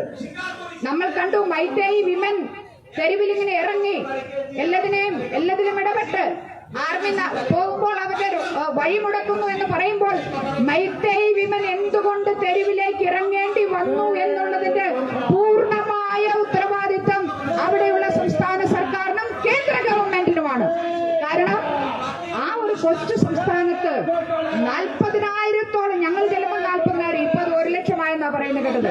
കേന്ദ്ര സേന, ആ സേനയെ എല്ലാം നോക്കുകുത്തിയാക്കി നിർത്തുന്നു. സർക്കാരിന്റെ അതീവ സുരക്ഷയുള്ള ഗോഡൌണിൽ നിന്നും ആയുധങ്ങൾ ആളുകൾ വന്ന് ചുമ്മാ എടുത്തോണ്ട് പോവുകയാണ്. പോലീസുകാരെ ചെറുപ്പക്കാരെ വിളിച്ചിട്ട് പറയുകയാണ്, എല്ലാവരും കൊണ്ടും അവർക്ക് കൊടുത്തു, നിങ്ങളും വന്നെടുത്തു എന്നാ പറയുന്നത്. ആയുധങ്ങൾ ഗവൺമെന്റ് സംബന്ധിച്ച ആയുധങ്ങൾ ലൂട്ട് ചെയ്തു. ഇതെല്ലാം കണ്ടുകൊണ്ട് ഒരു സംസ്ഥാന സർക്കാർ നോക്കി നിന്നു എന്നുള്ളതാണ് ആ സംസ്ഥാന സർക്കാർ ചെയ്ത മാപ്പർഹിക്കാത്ത കുറ്റം. ഇത് പറയുമ്പോ ഗുജറാത്തിനെ കുറിച്ച് ഓർമ്മ വരികയാണ്. ഗുജറാത്ത് കലാപമുണ്ടാകുമ്പോൾ മുസ്ലിങ്ങൾക്കെതിരായ നരഹത്യ നടന്നുകൊണ്ടിരിക്കുമ്പോൾ അതെങ്ങനെയൊക്കെ നടന്നു എന്ന് ഞാൻ വിവരിക്കുന്നില്ല. അങ്ങനെ നടക്കുമ്പോൾ 3 ദിവസം അത് ജനലിലൂടെ നോക്കിക്കണ്ട ഒരു മുഖ്യമന്ത്രി അവിടെ ഉണ്ടായിരുന്നു എന്നുള്ളത് നമ്മളെല്ലാവരും വാർത്തകളിലൂടെ കണ്ടതാണ്. അന്നത്തെ പ്രധാനമന്ത്രിയായിരുന്ന ശ്രീമാൻ വാജ്പേയിക്ക് രാജ്ധർമ്മത്തെ കുറിച്ച് ആ മുഖ്യമന്ത്രിയെ ഓർമ്മിപ്പിക്കേണ്ടി വന്നു എന്നുള്ളതും ചരിത്രമാണ്. അതേ പാറ്റേണിലാണ്, അതേ മാതൃകയിലാണ്, മോഡലിലാണ് മണിപ്പൂരിലും ഈ കലാപത്തെ മുക്തി ക്രൈസ്തവർക്കെതിരായി തിരിച്ചുവിടുന്ന നടപടി, അത്തരം പ്രവർത്തനങ്ങൾ പ്രോത്സാഹിപ്പിച്ചുകൊണ്ട് അതിനുവേണ്ടി മൈറ്റി എക്സ്ട്രീമിസ്റ്റുകളെയും കുക്കി എക്സ്ട്രീമിസ്റ്റുകളെയും അവരെ പ്രോത്സാഹിപ്പിച്ചുകൊണ്ട് ഒരു സംസ്ഥാന സർക്കാരും അതിനെ സപ്പോർട്ട് ചെയ്തുകൊണ്ട് കേന്ദ്ര സർക്കാരും നിന്നത് എന്നുള്ള കാര്യം നമ്മൾ മനസ്സിലാക്കണം.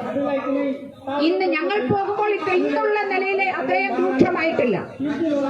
പക്ഷെ ഇപ്പോൾ അതൊരു ഫുൾ ഫ്ലെഡ്ജ്ഡ് വാറാണ്, യുദ്ധമാണ്. മണിപ്പൂരിന്റെ പല ജില്ലകളിലും, പ്രത്യേകിച്ച് ഈ ബോർഡർ അതിർത്തി ജില്ലകളിൽ മ്യാൻമാറുമായി ഒക്കെ ബംഗ്ലാദേശുമായി ഒക്കെ പങ്കുവെക്കപ്പെടുന്ന അതിർത്തികളിൽ യുദ്ധസമാനമായ സാഹചര്യമാണ് നിലനിൽക്കുന്നതെന്ന് നമ്മുടെ കേരളത്തിലെ മാധ്യമങ്ങൾ ഇന്നലെ മിനിഞ്ഞാന്ന് രാത്രി തിരിച്ചു വന്ന ചില മാധ്യമ സുഹൃത്തുക്കൾ പറഞ്ഞതാണ്. ഞാൻ പറഞ്ഞു വരുന്നത്, ഇത്തരത്തിൽ കലാപങ്ങൾ ഈ രാജ്യത്തെ മത ന്യൂനപക്ഷങ്ങൾക്കെതിരായിട്ടുള്ള, ഇവിടെ സൂചിപ്പിച്ചു സഖാവ് വൃന്ദ, എത്നിക് ക്ലീൻസിംഗ്, അത് ശരിയാണ്. അതൊരു കമ്മ്യൂണൽ കലാപത്തിലേക്ക് അത് വഴിതിരിച്ചുവിടാൻ സംസ്ഥാനം അതിന്റെ എല്ലാ വിധത്തിലുള്ള പരിശ്രമങ്ങൾ, അതിൽ പൂർണ്ണമായ ഉത്തരവാദിത്വം സംസ്ഥാന സർക്കാരിനും കേന്ദ്ര ഗവൺമെന്റിനുമാണ്. ഇടയിലൊന്ന് പോയി നമ്മുടെ കേന്ദ്ര ആഭ്യന്തരമന്ത്രി അമിത്ഷാ മണിപ്പൂരിൽ പോയി എന്ത് നടപടിയാണ് അവിടെ കൈക്കൊണ്ടത്? അവിടെ പോയി ഒരു ദേശീയപാത തുറന്നു കൊടുത്തു. എന്താണ് ആ ദേശീയപാതയുടെ പ്രത്യേകത നമ്മൾ മനസ്സിലാക്കണം. ആ ദേശീയപാത എങ്ങോട്ടേക്കുള്ളതാണ്, എങ്ങോട്ടേക്ക് പോകുന്നതാണ്. ആ ദേശീയപാത ഈ മണിപ്പൂരിന്റെ മലയോര മേഖലയിൽ എണ്ണ ഖനനം ചെയ്യുന്ന, അസംസ്കൃത എണ്ണ ഖനനം ചെയ്തുകൊണ്ട് അത് കൊണ്ടുപോകുന്നത് അസമിലെ റിഫൈനറിയിലേക്കാണ്, ഒരു സ്വകാര്യ റിഫൈനറിയിലേക്ക്. അവിടെയുള്ള റിഫൈനറി ആളുകൾ അവിടെയുള്ള ആളുകൾ പറഞ്ഞാണ് കേട്ടോ, പറഞ്ഞ കാര്യം നിങ്ങളോട് ഷെയർ ചെയ്യുക. ആ റിഫൈനറിയുടെ ആളുകൾ കേന്ദ്ര ഗവൺമെന്റിനോട് പറഞ്ഞു, ഈ അസംസ്കൃത എണ്ണ കൊണ്ടുപോയി ഖനനം ചെയ്തെങ്കിലേ അവർക്ക് ലാഭമുണ്ടാകൂ. അങ്ങനെ ലാഭമുണ്ട്, അതിനുള്ള ഈ വഴി തടസ്സമൊന്ന് മാറ്റാൻ പോലും നിങ്ങളെ കൊണ്ടാവുന്നില്ല എങ്കിൽ ഞങ്ങൾ മടക്കിക്കെട്ടി പോവുകയാണ് എന്ന് ഭീഷണിപ്പെടുത്തിയപ്പോഴാണ് ആ ദേശീയപാത ഒരു പ്രശ്നവുമില്ലാതെ അവിടെ തുറന്നു കൊടുക്കുകയാണ്. എനിക്കറിയില്ല ആരുമായാണ് ചർച്ച നടത്തിയതെന്ന്. അങ്ങനെ ഒന്ന് നടത്താമെങ്കിൽ, ഇടപെടാമെങ്കിൽ എന്തുകൊണ്ട് കേന്ദ്രം ശ്രീ നരേന്ദ്രമോദി മണിപ്പൂരിലെ നമ്മുടെ സഹോദരന്മാർ ആക്രമിക്കപ്പെടുമ്പോൾ, നമ്മുടെ സഹോദരിമാരെ നഗ്നരായി പരേഡ് നടത്തിക്കൊണ്ടിരിക്കുമ്പോൾ അമേരിക്കൻ പ്രസിഡന്റിന്റെ അത്താഴ വിരുന്നിൽ പങ്കെടുത്ത ഈ ശ്രീ നരേന്ദ്രമോദി, ഈ രാജ്യത്തിന്റെ പ്രധാനമന്ത്രി, ഒന്നിടപെട്ടാൽ ശാന്തമാക്കാൻ പറ്റുന്ന ഒരു സാഹചര്യമല്ലേ അവിടെ ഉണ്ടായിരുന്നത്? എന്തുകൊണ്ട് ഇടപെട്ടില്ല? അതുകൂടി പറഞ്ഞുകൊണ്ട് ഞാൻ അവസാനിപ്പിക്കാം. ഞങ്ങളുടെ നിരീക്ഷണത്തിൽ, ഞങ്ങൾ ആളുകളുമായി സംസാരിച്ചതിൽ 2-3 കാര്യങ്ങളാണ് വളരെ വ്യക്തമായി ഞങ്ങൾ കണ്ടെത്തിയത്, ഞങ്ങൾ ജനങ്ങളോട് പങ്കുവച്ചത്. അതിലൊന്ന്, പ്രധാനപ്പെട്ട ഒന്ന്, അവിടെ ഇതൊക്കെ നടത്തിയെങ്കിൽ മാത്രമേ വളരെ പ്രകൃതി വിഭവങ്ങളാൽ, പ്രകൃതി സമ്പത്താൽ സമ്പുഷ്ടമായ മേഖലയാണ് ഈ വനമേഖല, ഈ കുക്കി ജനങ്ങൾ വസിക്കുന്ന മേഖല. ആ മേഖലയിലേക്ക് പറഞ്ഞു കേൾക്കുമോ, 65,000 ഏക്കറോ മറ്റോ അദാനിക്ക് ഓൾറെഡി എടുക്കാനുള്ള എന്തൊക്കെയോ ഒരു ചർച്ചകൾ നടക്കുന്നുണ്ടായിരുന്നു. എന്തു തന്നെയായാലും ആ മേഖലയിലേക്ക് കോർപ്പറേറ്റ് കമ്പനികളെ കൊണ്ടുവരുന്നതിന്, ആ ഭൂമി ഏറ്റെടുത്തുകൊണ്ട് അവിടെ കോർപ്പറേറ്റുകളെ കൊണ്ടുവന്ന് അവരെ അവിടെ കുടിയിരുത്തുന്നതിനുള്ള പരിശ്രമത്തിന്റെ ഫലമായാണ് അതിനുവേണ്ടി ഈ കുക്കികളെ ഒഴിപ്പിക്കേണ്ടത്, കുക്കി ജനവിഭാഗത്തെ അവിടെ നിന്ന് ഒഴിപ്പിക്കേണ്ടത്, ഭയപ്പെടുത്തി ആട്ടി ഓടിക്കേണ്ടത് കേന്ദ്ര ഗവൺമെന്റിന്റെ ഒരു ആവശ്യമാണ്. ഇതൊന്ന് ഞങ്ങളുടെ നിരീക്ഷണം. ഭൂമിക്ക് വേണ്ടി ആ ഭൂമി ഏറ്റെടുത്തുകൊണ്ട് സ്വകാര്യ വ്യക്തികൾക്ക്, കോർപ്പറേറ്റുകൾക്ക് കൈമാറുക. ഞങ്ങൾ അതിനോടൊപ്പം കൂട്ടി വായിക്കാൻ ആഗ്രഹിക്കുന്ന ഒന്ന്, ഇപ്പൊ പാർലമെന്റിൽ കൊണ്ടുവന്ന ഫോറസ്റ്റ് കൺസർവേഷൻ അമെന്റ്മെന്റ്, ആ ബില്ലും മണിപ്പൂരിലെ കലാപത്തിനും തമ്മിൽ എന്തെങ്കിലും ബന്ധമുണ്ടോ എന്ന് നമ്മൾ അന്വേഷിക്കണം. കാരണം ഫോറസ്റ്റ് വനപ്രദേശം അതെന്ന് പറഞ്ഞാൽ അത് ഈ രാജ്യത്തെ മൂൽവാസികളുടേതാണ്, ആദിവാസികളുടേതാണ്. അത് ഈ രാജ്യത്തിന്റെ, ലോകത്തിന്റെ നിലനിൽപ്പിന് അത്യാവശ്യമാണ് ഈ വനപ്രദേശം എന്ന് പറഞ്ഞിട്ടുള്ളിടത്ത് ആ ജനത്തെ അവിടുന്ന്, അതിന്റെ ഉടമകളായിട്ടുള്ള ജനങ്ങളെ അവിടുന്ന് ഒഴിപ്പിക്കുന്നതിന്, അവിടേക്ക് കോർപ്പറേറ്റുകളെ കൊണ്ടുവരുന്നതിന്, അത് മണിപ്പൂരിലെ അത് മാത്രമല്ല, എന്തുകൊണ്ടാണ് ഛത്തീസ്ഗഡിൽ ആയിരക്കണക്കായ ക്രിസ്ത്യാനികളെ അവരുടെ ഗ്രാമങ്ങളിൽ നിന്ന് 2 മാസം മുന്നേ അവരെ അവിടുന്ന് ഓടിച്ചത്, തുരത്തിയത്? അവർക്ക് അങ്ങോട്ടേക്ക് മടങ്ങി വരാൻ പറ്റാത്ത സാഹചര്യം ഛത്തീസ്ഗഡിൽ. എന്തുകൊണ്ടാണ് മധ്യപ്രദേശിൽ ഇത്തരത്തിൽ ആദിവാസികളെ ഒഴിപ്പിക്കുന്ന, 100 കണക്കിന് ആദിവാസികളെ ഒഴിപ്പിക്കാനുള്ള പരിശ്രമങ്ങൾ നടത്തുന്നത്? ഇതൊക്കെ തന്നെയും സൂചിപ്പിക്കുന്നത് ഇതിന്റെ അജണ്ട, പ്രധാനപ്പെട്ട അജണ്ട എന്ന് പറഞ്ഞ കോർപ്പറേറ്റ് പ്രീണന അജണ്ടയാണ്. ഇത് ഞങ്ങൾ അവിടെ കണ്ടെത്തിയ കാര്യമാണ്. അതോടൊപ്പം തന്നെ രണ്ടാമതായി ഞങ്ങൾ കണ്ടെത്തിയ ഒരു കാര്യം, ഞങ്ങൾ ജനങ്ങളുമായി സംസാരിക്കുമ്പോൾ മനസ്സിലായ കാര്യം, അവിടെ മുഖ്യമന്ത്രി ബിരേൻ, ആ മുഖ്യമന്ത്രി ഇപ്പോ ഒരു റിവൈവലിസത്തിന്റെ, അദ്ദേഹം ഒരു പ്രത്യേക റിലീജിയനിൽപ്പെട്ട, ഒരു മതത്തിൽപ്പെട്ട, സനാമയി ധർമ്മത്തിൽ വിശ്വസിക്കുന്ന ഒരു വ്യക്തിയാണ്.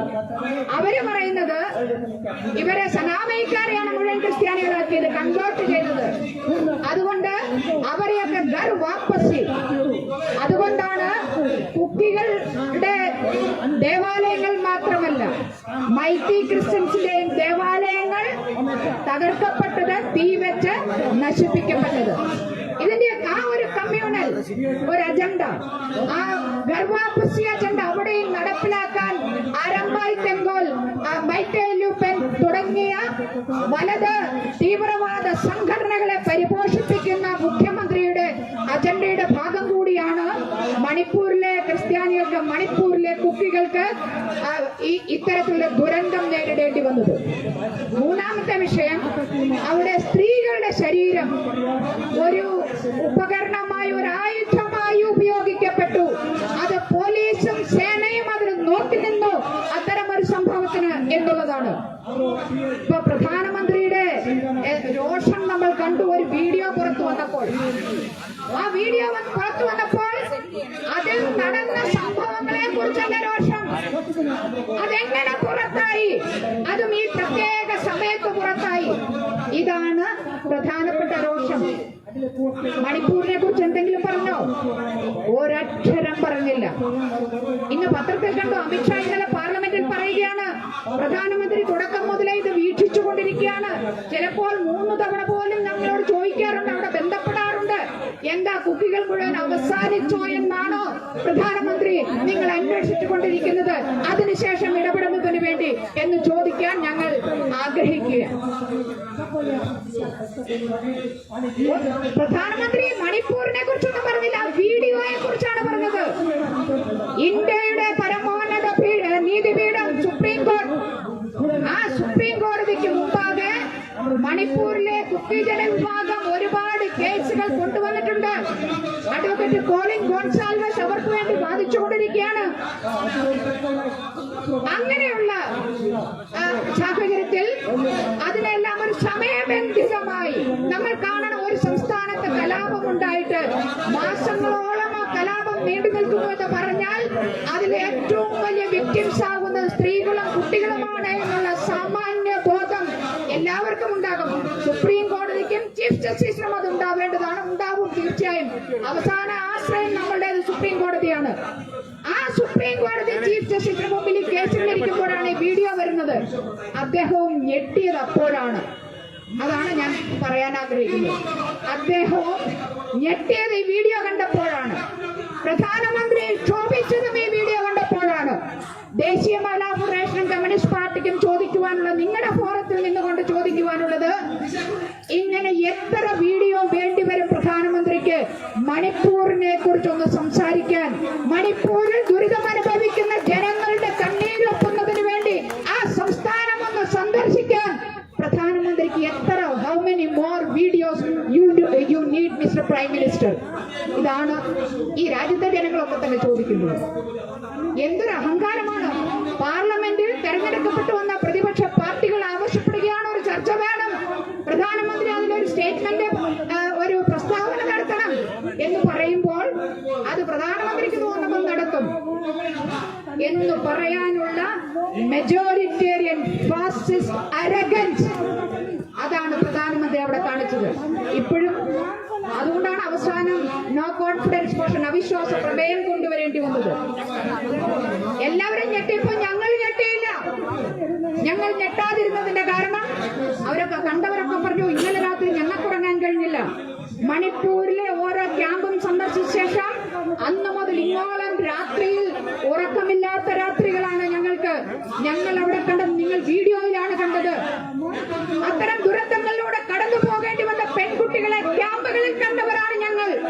ആ വേദന അറിഞ്ഞവരാണ് ഞങ്ങൾ. എന്റെ അന്വേഷണമില്ല.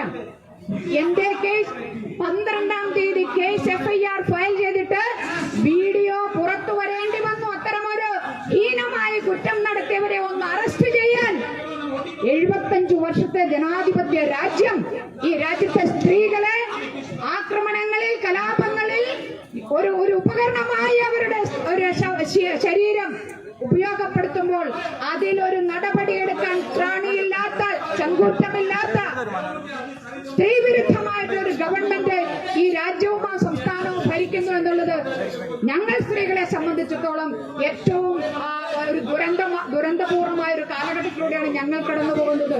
അവസാനമായി ഒറ്റ ഒരു കാര്യം കൂടി നിങ്ങളോട് ഷെയർ ചെയ്യുകയാണ്. ഞങ്ങൾ അവിടെ ഈ കലാപത്തിനിടയിൽ കൊല്ലപ്പെട്ട ആളുകളെ, അവരുടെ കുടുംബങ്ങളെ ഞങ്ങൾ കണ്ടു. അപ്പൊ ഞങ്ങൾ ചോദിച്ചു, ആശുപത്രികൾ ഞങ്ങൾ സന്ദർശിച്ചിരുന്നു. ഞങ്ങൾ ചോദിച്ചു, ഈ മൃതദേഹ ശവ അടക്കം എല്ലാം നടത്തിയോ എന്ന് ചോദിച്ചപ്പോഴാണ് പറഞ്ഞത് 107 മൃതദേഹങ്ങൾ. 107 മൃതദേഹങ്ങൾ ആരുടെ? സഹോദരന്മാരുടെ, മക്കളുടെ, സഹോദരിമാരുടെ, ഭർത്താക്കന്മാരുടെ, അച്ഛന്മാരുടെ, അമ്മമാരുടെ അവരുടെ മൃതദേഹം 3 ആശുപത്രികളിലായി കഴിഞ്ഞ 2 മാസമായി, ഇപ്പോൾ 2.5 മാസമാകുന്നു, അഴുകി തുടങ്ങിയിരിക്കുന്നു മൃതദേഹങ്ങൾ. അതിന്റെ അടുത്തേക്കും, ആശുപത്രിയുടെ അടുത്തേക്ക് ഞങ്ങൾ പറഞ്ഞു, ആശുപത്രിയിൽ ഞങ്ങൾക്ക് പോകണമെന്ന് പറഞ്ഞപ്പോൾ അതിന്റെ 1 കിലോമീറ്റർ ദൂരത്തിൽ വരെ നിങ്ങൾക്ക് പോകാനാവില്ല, അത്രയ്ക്ക് ദുർഗന്ധമാണ് എന്ന് പറഞ്ഞ് ഞങ്ങളെ അങ്ങോട്ടേക്ക് കൊണ്ടുപോകാതെ ഈ വിവരങ്ങൾ പറഞ്ഞ് ആ കൊല ചെയ്യപ്പെട്ട്,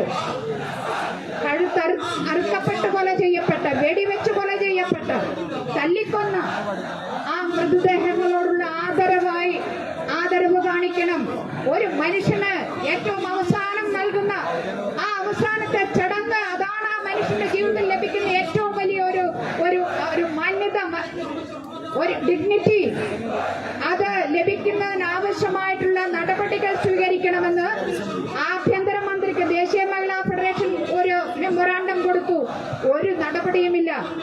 കുക്കി കുടുംബങ്ങൾക്ക് ഈ ആശുപത്രികളിൽ പോയി മൈത്തയുടെയും അവരുടെയും ആളുകൾ കൊല ചെയ്യപ്പെട്ടു. അത് പക്ഷെ 54 എന്നാണ് ഞങ്ങളോട് അവർ പറഞ്ഞത്, മൈത്തൈ വിഭാഗം തന്നെ പറഞ്ഞത്. പക്ഷെ ഇത് ഇന്ന് 120 മറ്റോ ആണ് ഇന്നത്തെ ഒരു കണക്ക്. ഞാൻ പറയുന്ന ഒന്ന് ആലോചിച്ച് നോക്കൂ. ആ ക്യാമ്പുകളിൽ തങ്ങളുടെ എല്ലാമായ കുടുംബാംഗങ്ങളെ, അവരെ ഒന്ന് പോയി, ആ ശരീരം ഒന്ന് പോയി കാണാൻ, അതൊന്ന് ഏറ്റുവാങ്ങാൻ, അതൊന്ന് സംസ്കരിക്കാൻ അതിനൊരവസരം കിട്ടാതെ എത്രമാത്രം മനസ്സ് നീറുന്നുണ്ടാകും ആ മനുഷ്യരുടേത്.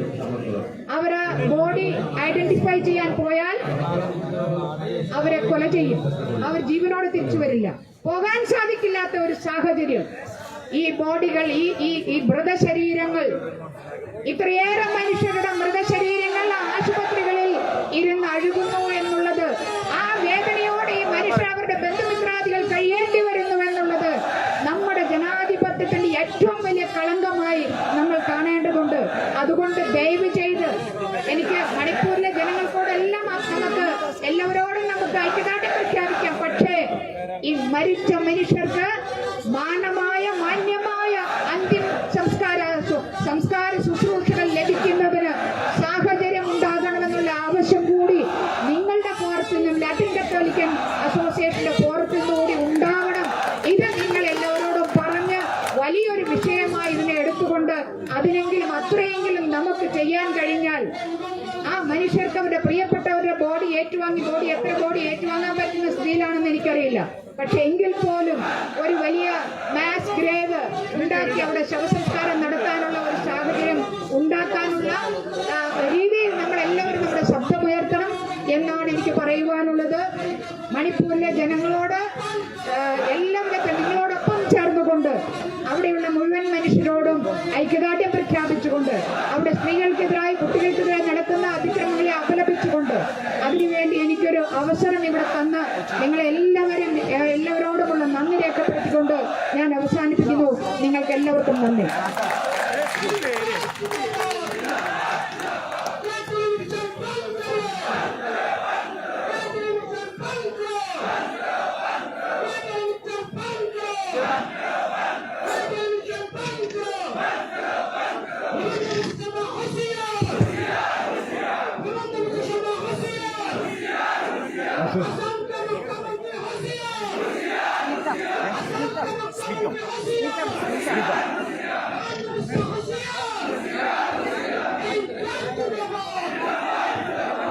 ബഹുമാനപ്പെട്ട ഉപാസന ഡോക്ടർ VP ജോസഫിനെ ആദരപൂർവ്വം ക്ഷണിക്കുന്നു.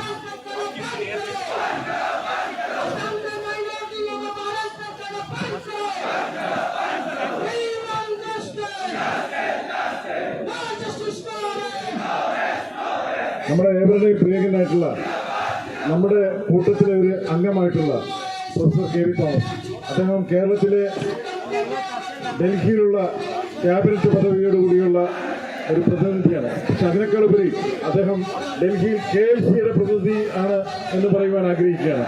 അദ്ദേഹത്തെ ആദരപൂർവ്വം ഈ പ്രസംഗത്തിനായി ക്ഷണിക്കുകയാണ്.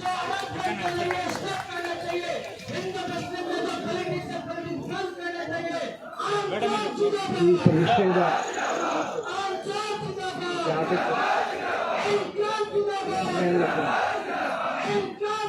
നേതൃത്വം കൊടുക്കുന്ന KLC പ്രസിഡന്റ് ഈ പ്രതിഷേധം ഉദ്ഘാടനം ചെയ്ത ഇന്ത്യക്കാരൻ നമ്മുടെ അഭിസംബോധന ചെയ്ത ആലി രാജ, പ്രിയപ്പെട്ട സഹപ്രവർത്തകരെ, സുഹൃത്തുക്കളെ, തലസ്ഥാന നഗരിയിലെ സമരഭൂമിയായ ജന്തർ മന്ദിരത്തിലാണ് നിങ്ങളിന്നോട് കൂടിയിരിക്കുന്നത്. ഞാനിവിടെ ആദ്യം കടന്നു വരുന്നത് 1984 നിങ്ങളുടെ ജനപ്രതിനിധി എന്ന അന്ന് ഇതുപോലെയുള്ള നിയന്ത്രണങ്ങളൊന്നുമില്ല. നിങ്ങൾ താമസിക്കുന്നത് കേരള പാർലമെന്റിന് നേരെ നടന്നു വരാം. ഒരിക്കൽ ഞങ്ങൾ സഹപ്രവർത്തകരെല്ലാം കൂടി പാർലമെന്റിൽ നിന്ന് ഇതിലെ നടന്നു വരുമ്പോഴാണ് അന്ന് നമ്മളോടൊപ്പം ഇല്ലാത്ത കേരളത്തിലെ മത്സ്യത്തൊഴിലാളികളുടെ അവകാശങ്ങൾക്ക് വേണ്ടി എത്രയോ വർഷക്കാലം നിരന്തരമായി സമരം ചെയ്ത കോശിയുടെ നേതൃത്വത്തിൽ ഞങ്ങളൊരു ബാനറുണ്ട്. മലയാളത്തിലാണ് ബാനർ. അപ്പോൾ ഞാൻ പറഞ്ഞു നമുക്കൊന്ന് അവിടം വരെ കയറി പോകാം. ഞങ്ങൾ എംപിമാർ വന്ന് കയറി നമ്മളാണ് നമ്മുടെ മത്സ്യത്തൊഴിലാളികളുടെ അവകാശങ്ങൾക്ക് വേണ്ടി കടമ്പിച്ച് കിട്ടുക, അവർക്ക് സുരക്ഷിതമായ മത്സ്യം ബന്ധം നടത്താൻ സഹായമുണ്ടാക്കുക, ഇങ്ങനെയുള്ള 100 കാര്യങ്ങൾക്ക് വേണ്ടിയാണ് ഇപ്പോൾ സമരം ചെയ്യുന്നത്. ഞങ്ങൾ തിരിച്ചുപോയി പാർലമെന്റിൽ അവതരിപ്പിച്ചു. അത് പിന്നീടൊരു ആവേശമായി മാറി. പ്രധാനമന്ത്രി ഉൾപ്പെടെ അന്ന് രാജീവ് ഗാന്ധിയാണ് പ്രധാനമന്ത്രി. അച്ഛനെയും മറ്റ് സഹപ്രവർത്തകരെയും വിളിച്ച് ചർച്ച നടത്തി. അച്ഛനെ അതിൻ്റെ അഡ്വൈസറി കമ്മിറ്റിയുമായി ഇന്നൊരു മറ്റൊരു കാലഘട്ടത്തിലേക്ക് 50 വർഷത്തിന് ശേഷം കടന്നു വരുമ്പോൾ ഇത് ഇന്ത്യയിലെ മതന്യൂനപക്ഷങ്ങളുടെ നിലനിൽപ്പിൻ്റെ പ്രശ്നമാണ്. ഏതെങ്കിലും പ്രത്യേക ട്രൈബിൻ്റെ മാത്രം പ്രശ്നമല്ല. നമ്മുടെ രാജ്യത്തിവിടെ ചെറിയ സൂചിപ്പിച്ചതുപോലെ നമുക്കൊരു ഭരണഘടനയുണ്ട്. ആ ഭരണഘടന സംരക്ഷിക്കപ്പെടണം. ആ ഭരണഘടന ആഹ്വാനം ചെയ്തിട്ടുള്ള കാര്യങ്ങൾ നടപ്പിലാക്കപ്പെടണം. പക്ഷേ ഞാനിവിടെ രാഷ്ട്രീയം പറയുകയല്ല. നരേന്ദ്രമോദി ഗവൺമെൻറ് വന്നതിന് ശേഷം ന്യൂനപക്ഷ സമുദായങ്ങൾക്ക്, ട്രൈബുകൾക്ക് ഒരു സംരക്ഷണമില്ല എന്ന സാഹചര്യം ഉണ്ടായിരുന്നു. അതിലേറ്റവും അവസാനത്തെ ഒരു ഘട്ടമായിട്ടാണ് നാം ഇന്ന് മണിപ്പൂർ കാണുന്നത്. നമ്മളെ ദുഃഖിപ്പിക്കുന്ന, നമ്മെ ലജ്ജിപ്പിക്കുന്ന, ലോകരാഷ്ട്രങ്ങളുടെ മുമ്പിൽ നമ്മുടെ പ്രധാനമന്ത്രിക്ക് തലയുയർത്തി നിൽക്കാൻ കഴിയാത്ത വിധത്തിൽ ഇന്ന് ലോക ജനത ഉയർന്നിരിക്കുകയാണ്. ഇവിടെ വൃന്ദാക്കാരായിട്ടും ആനിരാജയും അവർ ഇക്കാര്യത്തിൽ വളരെ ശക്തമായ നിലപാടാണ് എടുക്കുന്നത്. അതുകൊണ്ടാണ് ഈ സമ്മേളനത്തിൽ ഡൽഹിയിൽ നിന്നും പ്രധാനപ്പെട്ട നേതാക്കന്മാരെ വിളിക്കണമെന്ന് പറഞ്ഞപ്പോൾ ഞാൻ ഈ 2 പേരുടെ പേര് രജിസ്റ്റർ ചെയ്തു. ഒരു സമയത്ത് തന്നെ വന്ന് നിങ്ങളെ അഭിസംബോധന ചെയ്തു. അവരുടെ ശബ്ദം ഏതായാലും രാജ്യം മുഴുവൻ കേൾക്കും എന്നൊരു സംശയമില്ല. ആ ശബ്ദം നിങ്ങളുടെ ശബ്ദം തന്നെയാണ്. നമുക്കറിയാം, ഈ രാജ്യത്ത് ജനിച്ചു വീണവരാണ്, ഈ രാജ്യത്ത് മരിച്ചു പോകുന്ന ആളുകളാണ്. പക്ഷെ നമുക്കൊരു ന്യായമായ സംരക്ഷണം ഉണ്ടാകുന്നു. ഇവിടെ വരുമ്പോൾ മണിപ്പൂരിലെ പ്രശ്നം മാത്രമല്ല, കേരളത്തിലെ കടൽ തീരത്തും കായൽ തീരത്തും ജീവിക്കുന്ന ആയിരക്കണക്കിന് മത്സ്യത്തൊഴിലാളികളുടെ നിലനിൽപ്പിൻ്റെ പ്രശ്നമുണ്ട്. കടൽ ഭിത്തി കെട്ടണം, മത്സ്യബന്ധനത്തിന് ചെറുത്ത് മത്സ്യബന്ധനത്തിന് പോകുന്ന ആളുകൾക്ക് സംരക്ഷണം കൊടുക്കണം, അവർക്ക് മാന്യമായി ജീവിക്കാനുള്ള സാഹചര്യം ഉണ്ടാക്കണം. അങ്ങനെയുള്ള കുറേ ആവശ്യങ്ങളാണ് നാം ഉന്നയിച്ചിരിക്കുന്നത്. നിങ്ങൾക്കായിട്ട് കുറേ റെസ്ട്രിക്ഷൻസ് വെച്ചിട്ടുണ്ട്. 100 പേരിൽ കൂടി വരാൻ കഴിയില്ല, പോലീസിൻ്റെ പരിശോധനയുണ്ട്. അങ്ങനെയുള്ള സാഹചര്യത്തിലാണ് ഇവിടെ ഇത്രയും ആളുകൾ മാത്രം നമുക്ക് സംഘടിപ്പിക്കാൻ കഴിഞ്ഞത്. അല്ലെങ്കിൽ ഡൽഹിയിൽ തന്നെ നമ്മളെ സഹായിക്കുന്ന ധാരാളം ആളുകളുണ്ട്. ഇവിടുത്തെ ബിഷപ്പുമാർ, മറ്റേ അച്ഛന്മാർ, നമ്മുടെ സമൂഹം ഒക്കെ നമ്മളോടൊപ്പമാണ് നിൽക്കുന്നത്. പക്ഷേ ഇവിടെ അവർക്കെല്ലാം വരാൻ കഴിയില്ല. അവരുടെയൊക്കെ പിന്തുണ നമുക്ക് പ്രഖ്യാപിച്ചിട്ടുണ്ട്. ബിഷപ്പ് ഭരണകൂടങ്ങളുടെ പിതാവ് എന്നെ വിളിച്ചു പറഞ്ഞ് ഞങ്ങളൊക്കെ നിങ്ങളുടെ കൂടെ ഉണ്ട് എന്ന് പറഞ്ഞിട്ടുണ്ട്. അതായത് നമുക്ക് ഒന്നിച്ച് ഒറ്റക്കെട്ടായ ഒരു മനസ്സോടുകൂടി മുന്നോട്ട് പോകണം. അതിനുള്ള കരുത്ത് KLCക്ക് ഉണ്ടാകട്ടെ എന്ന് മാത്രം പറഞ്ഞുകൊണ്ട് ഈ സമരത്തിന് എല്ലാവിധ പിന്തുണയും വാഗ്ദാനം ചെയ്തുകൊണ്ട് എൻ്റെ വാക്കുകൾ തിരിക്കുന്നു.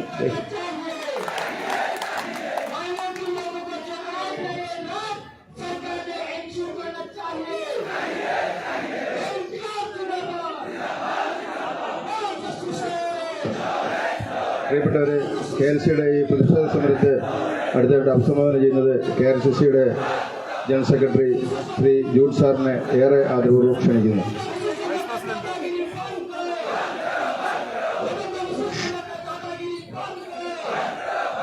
കേരള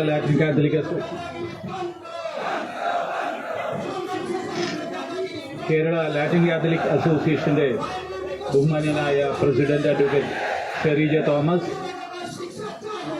നമ്മുടെ ഈ പ്രതിഷേധ ധർണ ഉദ്ഘാടനം ചെയ്ത കോമ്രേഡ് ബൃന്ദ കാരറ്റ്, സമ്മേളനത്തെ അഭിസംബോധന ചെയ്ത